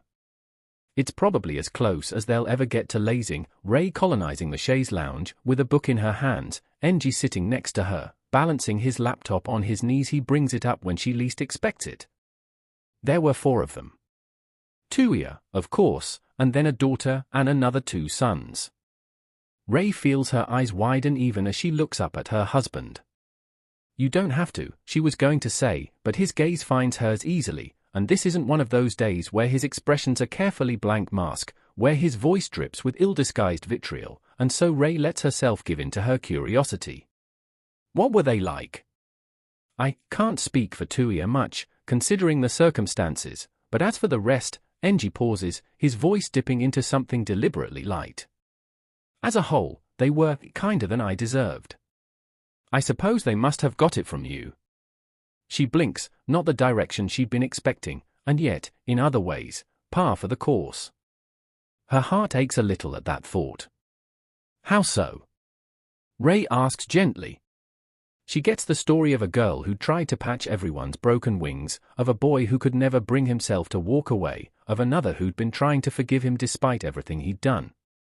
It's strange to imagine it, this whole other future she'll only ever get bits and pieces of, these children who seem to mean so much to her husband even if it was just a dream. There's no way, she thinks, that all of this could have fit in a single dream. But the alternatives seem even more impossible. Reality isn't one of her storybooks, and whatever he might have said about not being made of glass, she doesn't want to push for the sake of pushing. You miss them, don't you? She wonders out loud. Enji startles. If you consider it possible to miss people who... His lips pull into a ghost of a wry smile. Never existed, I guess. A flash of sadness, and then Ray gets that strange feeling again, almost as if she's intruding on a private moment. They're missing pieces from his original story, she realizes, and even if she still doesn't quite understand how or why, that's not true. Ray murmurs, giving her husband a small smile. They existed for you. Enji takes a sharp breath. For one long moment, he searches her gaze, his eyes brighter than usual with the intensity behind them. Apprehension wars with curiosity in her veins. There's more, she thinks, and he seems on the verge of blurting it out, but then, his laptop rings with the bright tone of a notification alert, and the moment passes. "I suppose," is what Enji says in the end. He opens up his email inbox, and Rei recognizes the end of the conversation for what it is. They might not have all the time in the world, but there's time enough ahead of them, right? Rei decides herself even as she hums, tucking herself against her husband's shoulder. Their eyes brush again. The arch of his brow, a quirk of her lips, her heart still skips a beat when he wraps an arm around her, his hand settling on the small of her back. Somehow, this silence feels even more comfortable than before. The calm before the storm, she'd have warned herself back then. But if Enji's doing his best to make this their longest summer, then she can do her part to ward off those storms. Rei flips her book open again with a smile. Silently, she sends a heartfelt thank you to all those children of hers that never were. As expected, their first joint operation is a success. It was probably overkill to have the nation's top two heroes there in the first place, but giving villains a fair fight is the last thing anyone wants anyway. Enji glances at his sidekicks. "Would you rather I do the debrief here or over lunch?" Their vote is unanimous, which, fair enough, considering it's past 2. "You can head over and start ordering," Enji says. "I'll catch up once I finish the handover." "Sure." Bolt answers agreeably. "Is All Might coming along?" Enji resists the urge to grimace. "You should get him to." Aloy grins. "Sasa Nightai will never forgive me if I don't put in a good word for him." He kind of wants to tell her she should just save her breath. Fine. He can do this. It's just rapport building. For the sake of Japan's future. Just another form of public service, really. Enji sighs. "Get an extra seat in case." Thankfully, by the time he finishes up with the police, All Might seems to have extricated himself from his pool of adoring reporters as well. "Do you have lunch plans?" Enji cuts in. All Might blinks at him. "No, not dash. Are you allergic to seafood?" "No." All Might repeats, sounding unduly confused. "Pity," Enji says, turning to leave. There's an unfortunate lack of footsteps following behind him. God, must he really spell it out? He could probably have been more polite or less cryptic about it, yes, but... He sighs. "Fine. Are you coming or not?" Enji twists back to ask, this time keeping the bite out of his tone. "I don't want to keep the rest waiting." Another blink, and then All Might laughs, jerking out of whatever reverie he'd been in. "Sure, lead the way."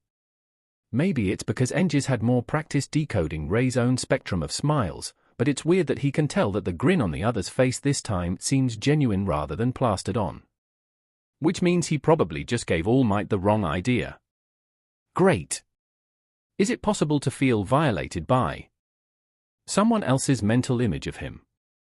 Because there's no other way Enji can explain this dawning sense of horror crawling down his spine. While Enji may not be as light a sleeper as his wife, it doesn't take that much to get him up. Much, in this case, being Tuia clambering over his chest and shaking his arm with more energy than anyone should be allowed to have before daybreak. He barely gets a chance to blink before he hears the flip of a SWCH, courtesy of Rei, he assumes, and the room is drenched in light. "Surprise!" Tuia announces. Enji kind of just blinks groggily at him for a few seconds. The mattress dips next to him, and then Rei enters his field of vision as well, a smile on her lips and a gift box in her hands. Right. His 25th birthday. A day he hasn't been looking forward to, if only because it's nowhere near his true age. Enji clears his throat even as he pushes himself up into a sitting position, then murmurs his thanks as he accepts the present. To be honest, before this whole situation, he can't remember when it was he'd even last celebrated his birthday. He appreciates the sentiment, even though, especially because, he knows full well how unnecessary it is. But even so, isn't it a little excessive to be doing this at, he glances at the clock, 5:40. "You could have just waited until I got back though." Enji feels the need to point out. "I am leaving earlier for a reason." Perhaps, but where would the fun in that be? Ray counters all too easily, as if fun was ever a reason to do anything in this household. Once upon a time, he'd have made some sort of derisive comment. Once upon a time, this wouldn't be happening at all. Open it. Tuya urges him, evidently having run out of patience. Well, Enji won't deny his curious what lo. Grudgingly, a snort makes it past his lips. Because sitting innocuously in the box is a hat, a simple dark grey affair, thank goodness, and a spectacle case. It doesn't take a genius to guess what that contains. Why am I not surprised? Enji asks, prying the case open to inspect the pair of sunglasses within. Again, surprisingly tasteful, although he still doesn't see himself wearing them. At least, not with the hat. He should be horrified. But although this is far less practical, he can't help preferring it to all those nondescript shirts he'd received year on year from Ray, back when they'd still bothered with the custom at all. I helped choose them. Tuya grins. Is that so? Enji raises his eyebrows obligingly. Mummy gave me some to choose from. Tuya admits, sounding slightly put out. Enji exchanges an amused glance with Ray. Small mercies, that explains a lot about why he didn't end up with one of those mirrored monstrosities his son is fascinated with. You two picked well, he says, ruffling Tuya's hair. I'll probably use them, sometime. All right now, he amends dryly as Ray plucks the sunglasses from his hand. Enji tilts his head just in time to avoid getting his eyes poked out. He should probably be offended by how disproportionately amused his audience seems by that prospect. Not bad. Ray decides. Why don't you wear them out later? In a restaurant. Why not? Tuya chimes in. Enji can think of 101 reasons, the one being, this disguise is paper thin at best, and Ray knows it. Maybe the hat. He allows, sliding off the glasses so that his wife can appreciate the pointed look he gives her in its full glory. What is his life turning into, really? As it is, Ray only widens her eyes in response. She's lucky that innocent is a good look on her, or it would have been difficult to go ahead and press a kiss to her temple. Granted, it's harder than it needs to be anyway, what with Tuya opening his legs to the bed by sprawling across them. And on that note, if you two are done manhandling me, Enji begins primly, earning himself one of Ray's fond eye rolls. I need to use the toilet. Tuya blinks at him. What's manhandling mean? Well, he asked. This. Enji says, unceremoniously hoisting his son up into the air by the armpits before, carefully, dumping him back onto the bed next to Ray. The disgruntled look Tuya gives him is priceless. Ray laughs even as she provides a more verbally comprehensive definition. Enji heads to the bathroom with a smirk. As far as 25th birthdays go, he's had worse. And behind the cover of a closed door, he allows himself a small, private smile. Well, of course, they could just use a lighter. But why resort to such plebeian measures? What about Fuyumi? Ray eventually suggests. It sounds different out loud, wrapped in the melodic cadences of her voice instead of the harsher ones of his thoughts, and Enji draws in a sharp breath in spite of himself. He can't say he hasn't thought about it, if it's fair to either of them to give his unborn daughter the same name. Yet, whichever the case, Enji's under no illusion he'll be able to stop himself from comparing anyway. Trying not to will just have to be yet another uphill battle he refuses to lose. I like the sound of it. He says. What kanji were you thinking of? Instead of a verbal explanation, Ray traces a familiar pattern of strokes in the air, creating a faint trail of ice crystals. The characters linger, first to winter, then beauty, before slowly dissipating. It's rather traditional. Ray admits, and that's an idea. We could always play around with the kanji. Enji suggests slowly, racking his brains. There aren't that many options, but how about the oniomi reading of Menoto, and then Yumi as in bow? He lets his flames flicker into shape over his palm. Menoto, Fu, instructor, tutor. Is this variation of her name still too close? It's certainly unique. Rei muses, tilting her head. I kind of like it. It's not what most people expect when they hear such a feminine-sounding name. And the meaning adds a certain dimension, doesn't it? He supposes that's one way to think about it. Are we decided? I guess. Rei hums, her smile growing into something more playful. Anyway, I think she likes it too. I felt her move when you were describing it. Enji raises an eyebrow. She was probably just responding to the light. So, you cheated to get her to like it. Rei continues, this time with a teasing lilt to her voice. But my point still stands, right? Did it ever? You're ridiculous. Enji decides, except he doesn't quite manage to disguise his snort as a cough, and so his accusation falls woefully short of the deeming indictment it was meant to be. 3 points form a trend, 3 was a long time ago. She has this terrible penchant for this sort of thing. Yet, it's hard to pretend he minds, especially when Rei presses his hand over her stomach to have him feel a particularly insistent kick. She looks back up at him with a triumphant gleam in her eyes, as if it doesn't invalidate her own argument if the baby's actively moving regardless of any outside stimulus, but maybe irrationality is contagious, because for some reason he doesn't understand, Enji feels his lips tug upwards as well. He never saw this coming. There are things he knows about his wife that he wishes he didn't, the way she stumbles over her own words when she's nervous, the way her smiles turn brittle when forced, the way her nails had dug into her palms all those times there are times where it still feels like a twisted game of spot the difference, but that's not all there is to it now. It's hard to explain. He'd always thought of the future as nothing more than an extension of the present, the summit of the mountains he'd climb to attain his goals, a reality he'd shape through sheer force of will. Making time for the little things in between, wanting to watch them play out for their own sakes without even having a vision of his own to impose, all of that is new.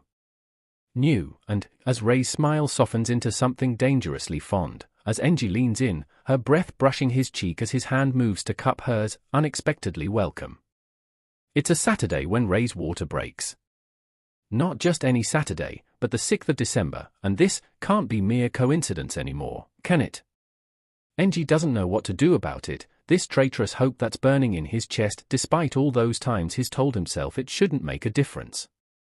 He'd have opted to stay in the DLVRY room this time, but with Tuya here and as young as he is, they decided it would be better for them to wait outside. Which was fine at first, but one deliberately drawn-out lunch and a couple of hours later. Is Mummy done yet? Tuya asks again. He's always hated this part, feeling helpless, not knowing what's going on, and despite knowing Rei's technically been through this 4 times and come out perfectly fine and there's no reason why this should go awry, they'll let us know when she is. Enji manages, resting a hand on his son's shoulder. Even if Tuya seems confused about the situation, with the way he's traded his usual chatter for silence, it's obvious that he's worried too. Enji gives up and reaches for his phone. There has to be some game he can download to distract his son, right? He lets Tuya make the pick, and that's how, against all odds, Enji finds himself in the middle of a glow hockey grudge match when the BSTTRCN finally appears in the doorway, thankfully with a smile. The next minute is a haze. Before he knows it, he's being shown through a doorway, and then there they are, Rei on the bed, a swathed bundle in her arms. For that one moment of eternity, Enji does nothing but breathe, his heart thundering in his ears. Fuyumi, he realizes. The knowledge slams straight into him, a bone-deep certainty that the mere sight of those pale wisps of hair shouldn't be able to instill. Tuya rushes ahead, and Enji vaguely registers his excited questions and Rei's warm answers even as he finally wills his legs to move. Rei gives him a smile, one that's tired but blinding, and in a moment of pure impulse, he bends down to press a lingering kiss to her forehead. She looks just like you. He murmurs. That's only fair, I suppose. Rei laughs softly, her gaze fond as she glances at Tuya, and then back down at their daughter. Their daughter. Do you want to hold her? A moment of hesitation, it's been a long time since those days, but Enji finds himself nodding anyway. It comes back to him slowly, a mix of knowledge and muscle memory setting in as he reaches out, carefully supporting the back of Fuyumi's head with his hand. The thing is, he's thought about it, he's lived through it, and yet, he still isn't prepared for the moment Fuyumi opens her eyes and a familiar pair of grey-brown eyes look back up at him. It's hard to describe the surge of warmth that swells in his chest, tempered and augmented in equal measure by the ache of "I'm sorry, but also maybe this time she's so tiny." Tuya says in an awed tone, never mind the fact that he isn't even that much bigger himself. But yes, she is. Small. Fragile. A miracle. Try giving her your finger. Rei encourages their son. Tuya does, and as expected, Fuyumi wraps her hand around it almost immediately, holding on instinctively as newborns do. She's pretty strong. It's difficult not to smile at his childish fascination. Evidently, Rei thinks so too, because their eyes meet across the top of their children's heads. It's not like Enji's been having second thoughts about the sort of future he's trying to forge. But in this moment he wants it with the kind of resolve that burns bright enough to consume, the kind that had led him everywhere and nowhere. All of this was supposed to be for them. For the Rei who'd wasted perfectly good years of her life languishing in a psychiatric ward, for the Rei smiling at him now, for the Fuyumi who'd tried so hard to piece together the mess he'd made, for the Fuyumi cooing in his arms, for all his children that were, and the ones who are and will be. It's hard not to conflate the two, and if fate really is playing its hand, he might not even be wrong. Yet Enji pauses, drinking in the scene before him. Perhaps, there's no real difference there, between wanting to get things right in the name of atonement, and wanting to out of the longing to see them happy as they are. It's not even like they're mutually exclusive. But if the past 2 years have shown him anything, Enji's starting to think that for him, at least, there is. Chapter 9. Those 2 days they spend in the maternity ward are an exercise in comparison and contrast. That he and Tuya are there for the whole time is the biggest difference, the constants lie in the logistics. It's the same few calls he has to make, the same process of scheduling and self-declaring the leave he plans to take. Enji clenches his jaw. He should know the ins and outs of what comes next, but he doesn't. Even with Tuya, all he has are vague memories of bringing him home, of Rei's mother coming over to help, of Rei seeming to have everything in control with her around. He knew she hadn't really meant it when she'd said it was fine, that he could go and focus on his work. She'd expected him to protest, or at least hoped for it, he could tell, but he'd been in the midst of establishing his agency and absolution wasn't an offer he'd turned down. So he'd willfully taken her words at face value, cut his leave short, and pretended not to notice the way her face fell. It wasn't easy, it got easier, she never offered again, he never bothered asking. A downhill slope, shameless extrapolation, and what he does remember of the rest of their infancies. Blue flames. His dojo. I'll get it this time, I promise. The cool pressure of Rei's fingers wraps around his wrist. Enji jolts, glancing up at her. A faintly apologetic smile. I assume you don't actually want to crush your phone, right? Enji loosens his grip, hesitating for a moment, then offers it to her, his calendar app still on screen. It's Rei's turn to give him a quizzical look. You know better than I do how much time it'll take. He admits. Her eyes flicker with understanding. They lapse into that same silent conversation again, yet another variation on you don't have to and yes I do. Rei gives in with a rueful shake of her head, and Enji makes a mental note to add another few half-days to the date she marks out. He wouldn't put it past her to give him a purposeful underestimate in the name of being considerate, or of course, he could be wildly off the mark in interpreting all of this. Perhaps, she actually doesn't want him to get in the way. It's true that Rei and Fuyumi had managed just fine without him before. Knowing intellectually that he should be present doesn't change the fact that he has no idea what to do while he is. For all Enji knows, he glances at Tuya and Fuyumi, the former engrossed in some marine life documentary, the latter asleep in the bassinet on the other side of Rei. All of this is the opposite of his strong suit. What exactly does he have to offer? You don't have to look so stressed. Rei murmurs, following his gaze. Her lips lift by a fraction. The hard part hasn't even started yet. Enji scoffs. Is that supposed to be comforting? Ray answers by way of another smile, one tender enough that he feels flayed open. It's ridiculous. He's the hero, she's still recovering from labor. If anyone should be doling out reassurances, spoken or otherwise, there'll be plenty to do. She adds, the final nail in the coffin. It's quiet enough that if he wanted, he could pretend not to have heard. Considerate, but what point is there when they both know the truth? Enji tries to twist his grimace into something resembling a smile. I'll take your word for it. Well, hopefully you won't have to. Ray laughs, ducking her head.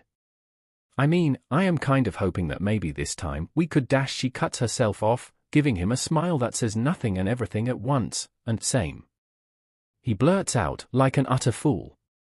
For one long moment, Ray just blinks at him. A sudden acute awareness of the documentary presenter's animated explanation about anglerfishes, Enji clears his throat. The thing is, he's no stranger to being stared at, the cool, assessing gazes of his parents, the whispers civilians exchange behind his back, and yet. Words are just words, he should tell her, wait until I live up to them before you look at me like that. There are essays written in those grey-brown eyes, spelling out truths he doesn't dare to glean. Things he shouldn't believe, things that he can't, because they might just leave him irrevocably rearranged, except he has this terrible feeling that they already have, because when her eyes shine as if Enji's promised her the world it makes him want to, and he's not sure he has that much to give. Not when he hasn't figured out just how much he's willing to lose. There's something surreal, Ray thinks as she flaps her pillow, about being on this side of things. It really wasn't that long ago when she'd been the one desperately trying to absorb all of her mother's tips, and yet, here she is, here they are. A flash of guilt, that her thoughts had went where they did when he'd pulled up his schedule in the hospital. She couldn't help but remember how it had gone back then, a conversation prefaced by that very same action. He'd laid it out oh so reasonably, a simple allocation of roles and responsibilities, a matter of playing to their strengths. Of her apparent prowess at mothering, of all the things he had on his plate, of if there's no need for me to be around this much and if you think you could manage without me, it was obvious, the direction he'd wanted that conversation to take. Ray hadn't quite believed it at the time, had thought that perhaps it was just a matter of poor phrasing. Maybe her husband only wanted to cover his bases, maybe he'd only really take an inch despite asking for a mile, and so, she'd given him the benefit of doubt, given him what he'd wanted to hear, and then, he'd really just stepped right out of the picture. If she'd had to pinpoint a moment, that was when things had begun to derail for them, and to this day, there's only one conversation she thinks she might regret more. What would he have done if she had said no? If she'd tried to remind him that this wasn't all there was to her, if she'd come right out and verbalized all those ugly questions she'd been screaming in her head, like, who cared if he was needed, didn't it count for something that she wanted him around? Didn't he want to be as involved as he could in caring for his son? Maybe things would have played out differently, maybe they'd only have taken a turn for the worse. There's some irony in it, albeit in the best possible way, that now that Ray thinks she might just take the risk if push came to shove, there's no need for her to at all. There's a part of her that still can't help wishing Tuya could have had this too. But what her son doesn't remember can't hurt him, and with things more than back on track, what's 3 years of lost time in the grand scheme of things? Nothing seems to work. He's tried feeding her, only for her to try kicking the bottle away. Carrying her had worked for a grand total of 2 seconds, and at this point, the only thing stopping Enji from waking Ray from her nap is sheer pride. It would defeat the point of a shift system if he ends up running to her every time Fuyumi cries. What is it? Fuyumi responds by way of escalation, her cries growing more insistent. All babies, Enji thinks hopelessly, need to come with individualized guidebooks. That, or the natural ability to verbalize precisely what they need, because what do they not cry about? The list seems endless: hunger, flatulence, sleepiness, discomfort. He pauses. It's a mark of how far he's fallen that when he checks her diaper, he's so relieved to have found the root cause that he can't even begin to summon the capacity for distaste. It would be ideal for the hero system, if not his pride, if Enji's absence went unnoticed. It's part of the rationale, he assumes, behind the legislature forbidding pro-heroes from publicizing their duration of leave. It would be foolish to give the villains ideas, let alone an unnecessary heads-up. Unfortunately, with the lack of any complementary regulations targeting the media. Endeavor away on paternity leave. Enji sighs, locking his phone. At this point, he's not even surprised that the tabloids managed to get their facts right. What he doesn't understand is why it seems to be such a big deal. He'd thought that public interest would have waned by now, but judging by the volume of congratulatory messages he's been receiving, complete with photo requests, he has no plans to indulge. Civilians will never fail to confuse him. It would make more sense if they begrudged Enji. But in the unfathomable buzz surrounding Fuyumi's BRTH, everyone, or the vocal minority, at least, seems to have overlooked the fact that with him taking time off, it's one less hero on the field. It's frustrating, in a way. What is he supposed to make out of it, really, that all those decades worth of consistent results never seem to matter as much to them as these flawed, romanticized opinions they formed about him from a series of unsolicited publicity flukes? There's a reason Enji's always rejected the idea of climbing the ranks through popularity. Of all available metrics, it's always felt like the most inaccurate and unreliable measure of a pro-hero's effectiveness. Frankly, he still finds its value too abstract for his liking, even if he would be blind not to recognize the importance of inspiring faith. But while he has set out to work on that this time around, it wasn't meant to be through anything like this. The role of Todoroki Enji in his hero identity, the place that Endeavor has in his family, he's been trying to draw those lines again. Yet, they only seem to be growing blurrier, and not even in the ways he'd feared. At least, there's that. But there's nothing Enji can do about what the public chooses to believe. Not unless he goes out of his way to prove them wrong, which would be counterproductive to everything he's trying to achieve for his family. And there he has it, he supposes. The kettle starts whistling. Enji leaps into action, turning off the burner before the noise can wake the rest. The idea of proving them right is one he recoils from on reflex, but a wry smile. At first it was spot the difference, now it's would you rather, and when he thinks of it like that, it feels like his life has become a bit of a joke. But there are worse things it could be, he'd take comedy over tragedy any day. And if this is just something else Enji has to adapt to in his bid to secure a better future, he can do that much. Rei had not been kidding about the night crying getting worse. Enji is glad that Fuyumi's lungs are in working order. Really? But does she have to keep demonstrating just how much so at such ungodly hours? A rhetorical question, he's done his research. Even so, it's difficult to feel happy about it at times like this. Is he supposed to? His gaze settles on Rei as she picks Fuyumi up from her crib, then carries her back to the bed. If there's an art to all of this, his wife seems like a MSTR of the craft, gentle rocking motion, soft soothing noises, and gradually, their daughter's cries give way to calm. Rei starts NRSNG her, and then there's a tight pressure in his chest that has him glancing to the side. The image strikes unbidden, an older version of his wife, alone in her room with that brittle smile that never quite reached her eyes. How many nights had she spent like this while he'd slept, tending to child after child after child? It probably won't be so bad once we start her on formula. Rei murmurs, likely misinterpreting the look on his face. That's how it was for Tuya, at least. Thank you, he wants to say, or maybe sorry, but it wouldn't be fair to either of them. Gratitude laden with too much baggage, an apology making something out of nothing at all, I see. Enji answers after a pause. He shifts his focus to Fuyumi, studying the way her eyelids droop as she starts drifting off, the way her grip slackens and her tiny fist falls to her side.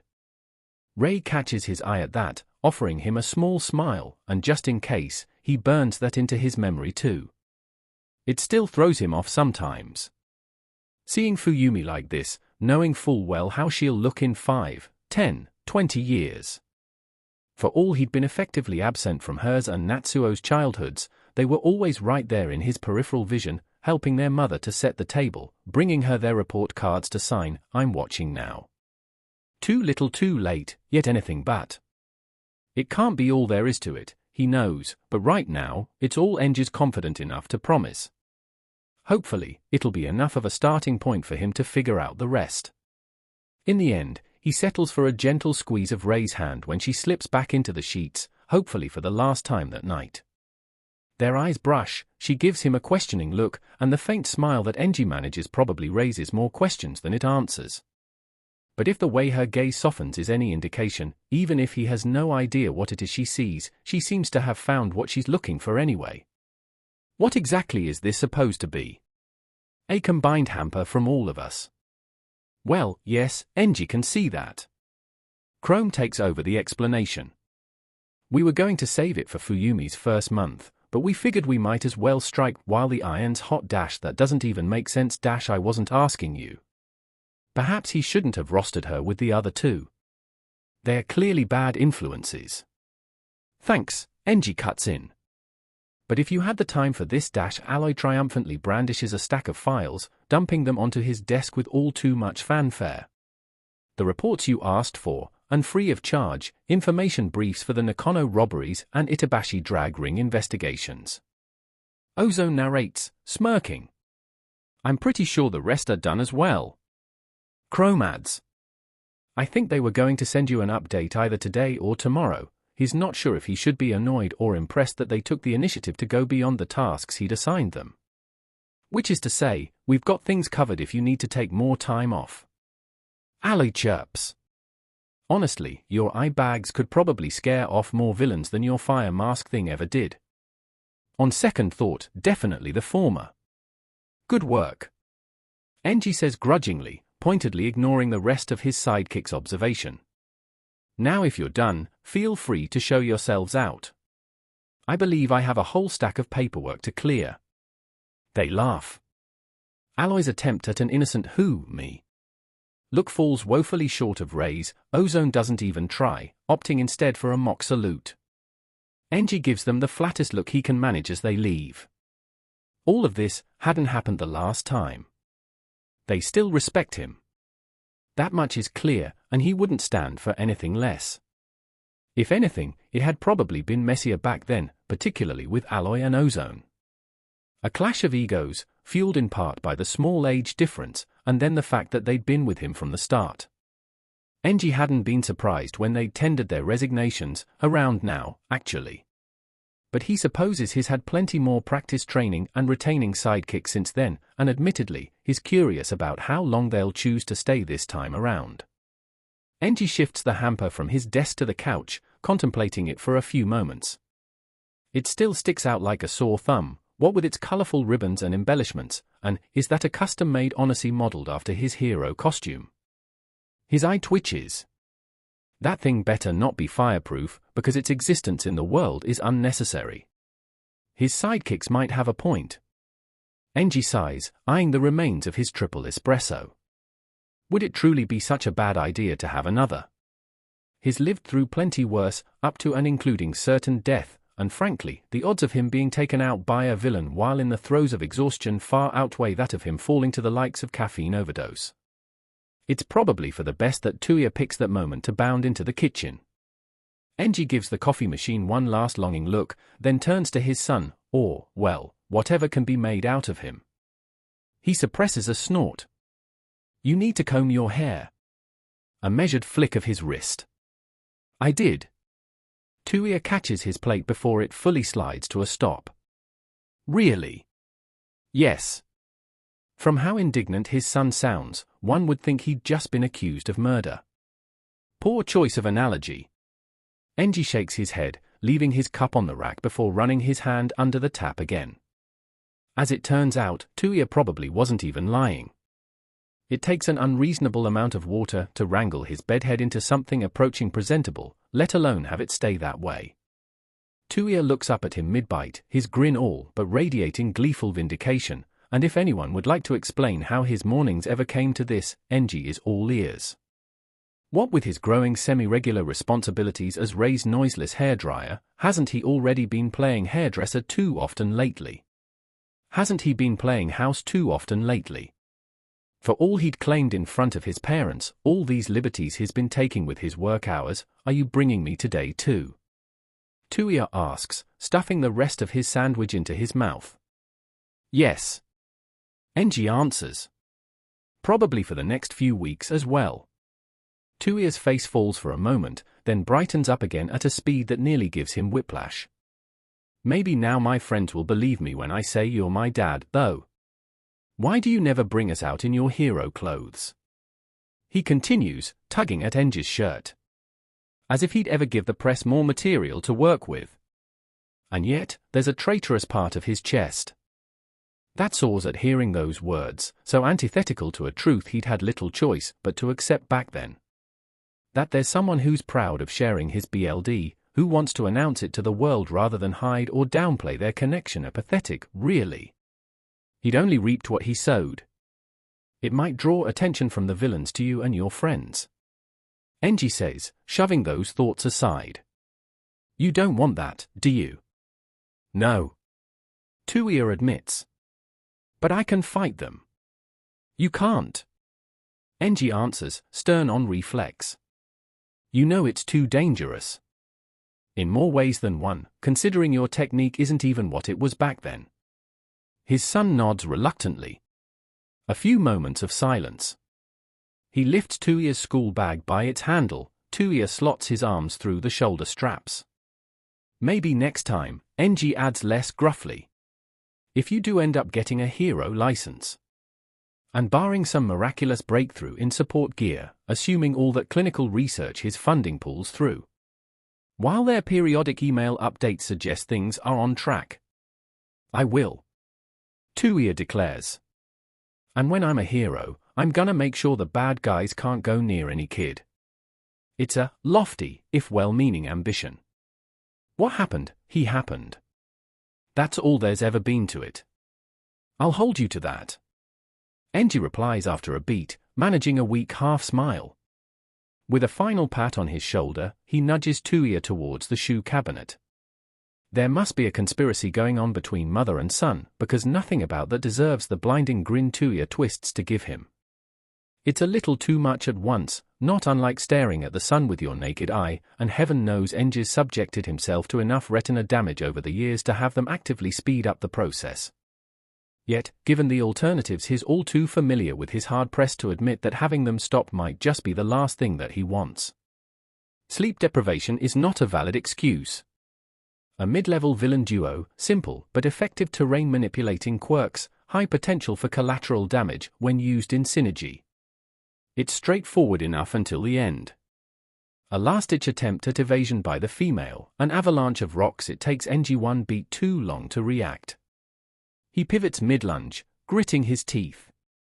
He wouldn't have missed the obvious cue if a quick mental calculation, his flames land true. Melted asphalt, tires grinding to a halt, a life saved, but it's a narrow miss, unforgivably clumsy, and having All Might swoop in out of nowhere to witness it only makes it worse. To the other's credit, he throws himself into action immediately. With the situation on the ground taken care of, Enji can focus on the aerial battle, and the rest is over in a matter of minutes. All Might finds him at the end of the handover. There's a huge grin on his face, and for one long moment, Enji is 25 all over again, the sharp sting of losing and still not enough numbing everything else. I could have handled it. He almost snaps. If it hadn't been for last night, if Fuyumi hadn't, his stomach churns. A terrible rush of clarity, a dozen reflexive responses he swallows like bile. Good dash don't. Enji interrupts. Whatever it is, just save it. All Might laughs, raising his hands in a placating gesture. But that would make it hard for me to congratulate you on your daughter's BRTH. I would have called or dropped you a message earlier, but I realized I don't have your number dash, so he decided to drop from the sky to do it instead. Lovely. Enji sighs.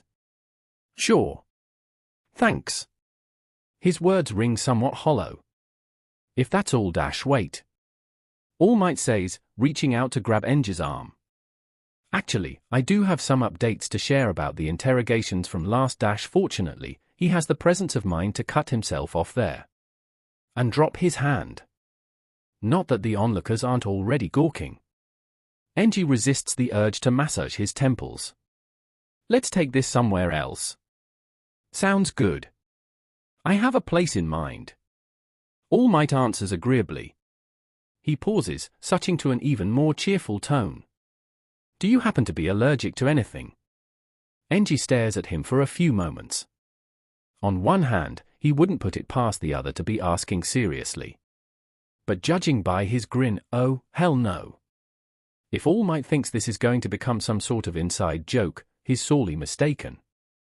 Enji refuses. The only exception might be if it came at the expense of Uyu. Ray lied. It does not get better after they introduce formula.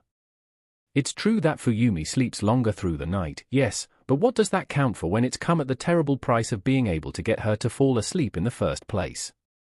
She's like a thermometer. Ray muses.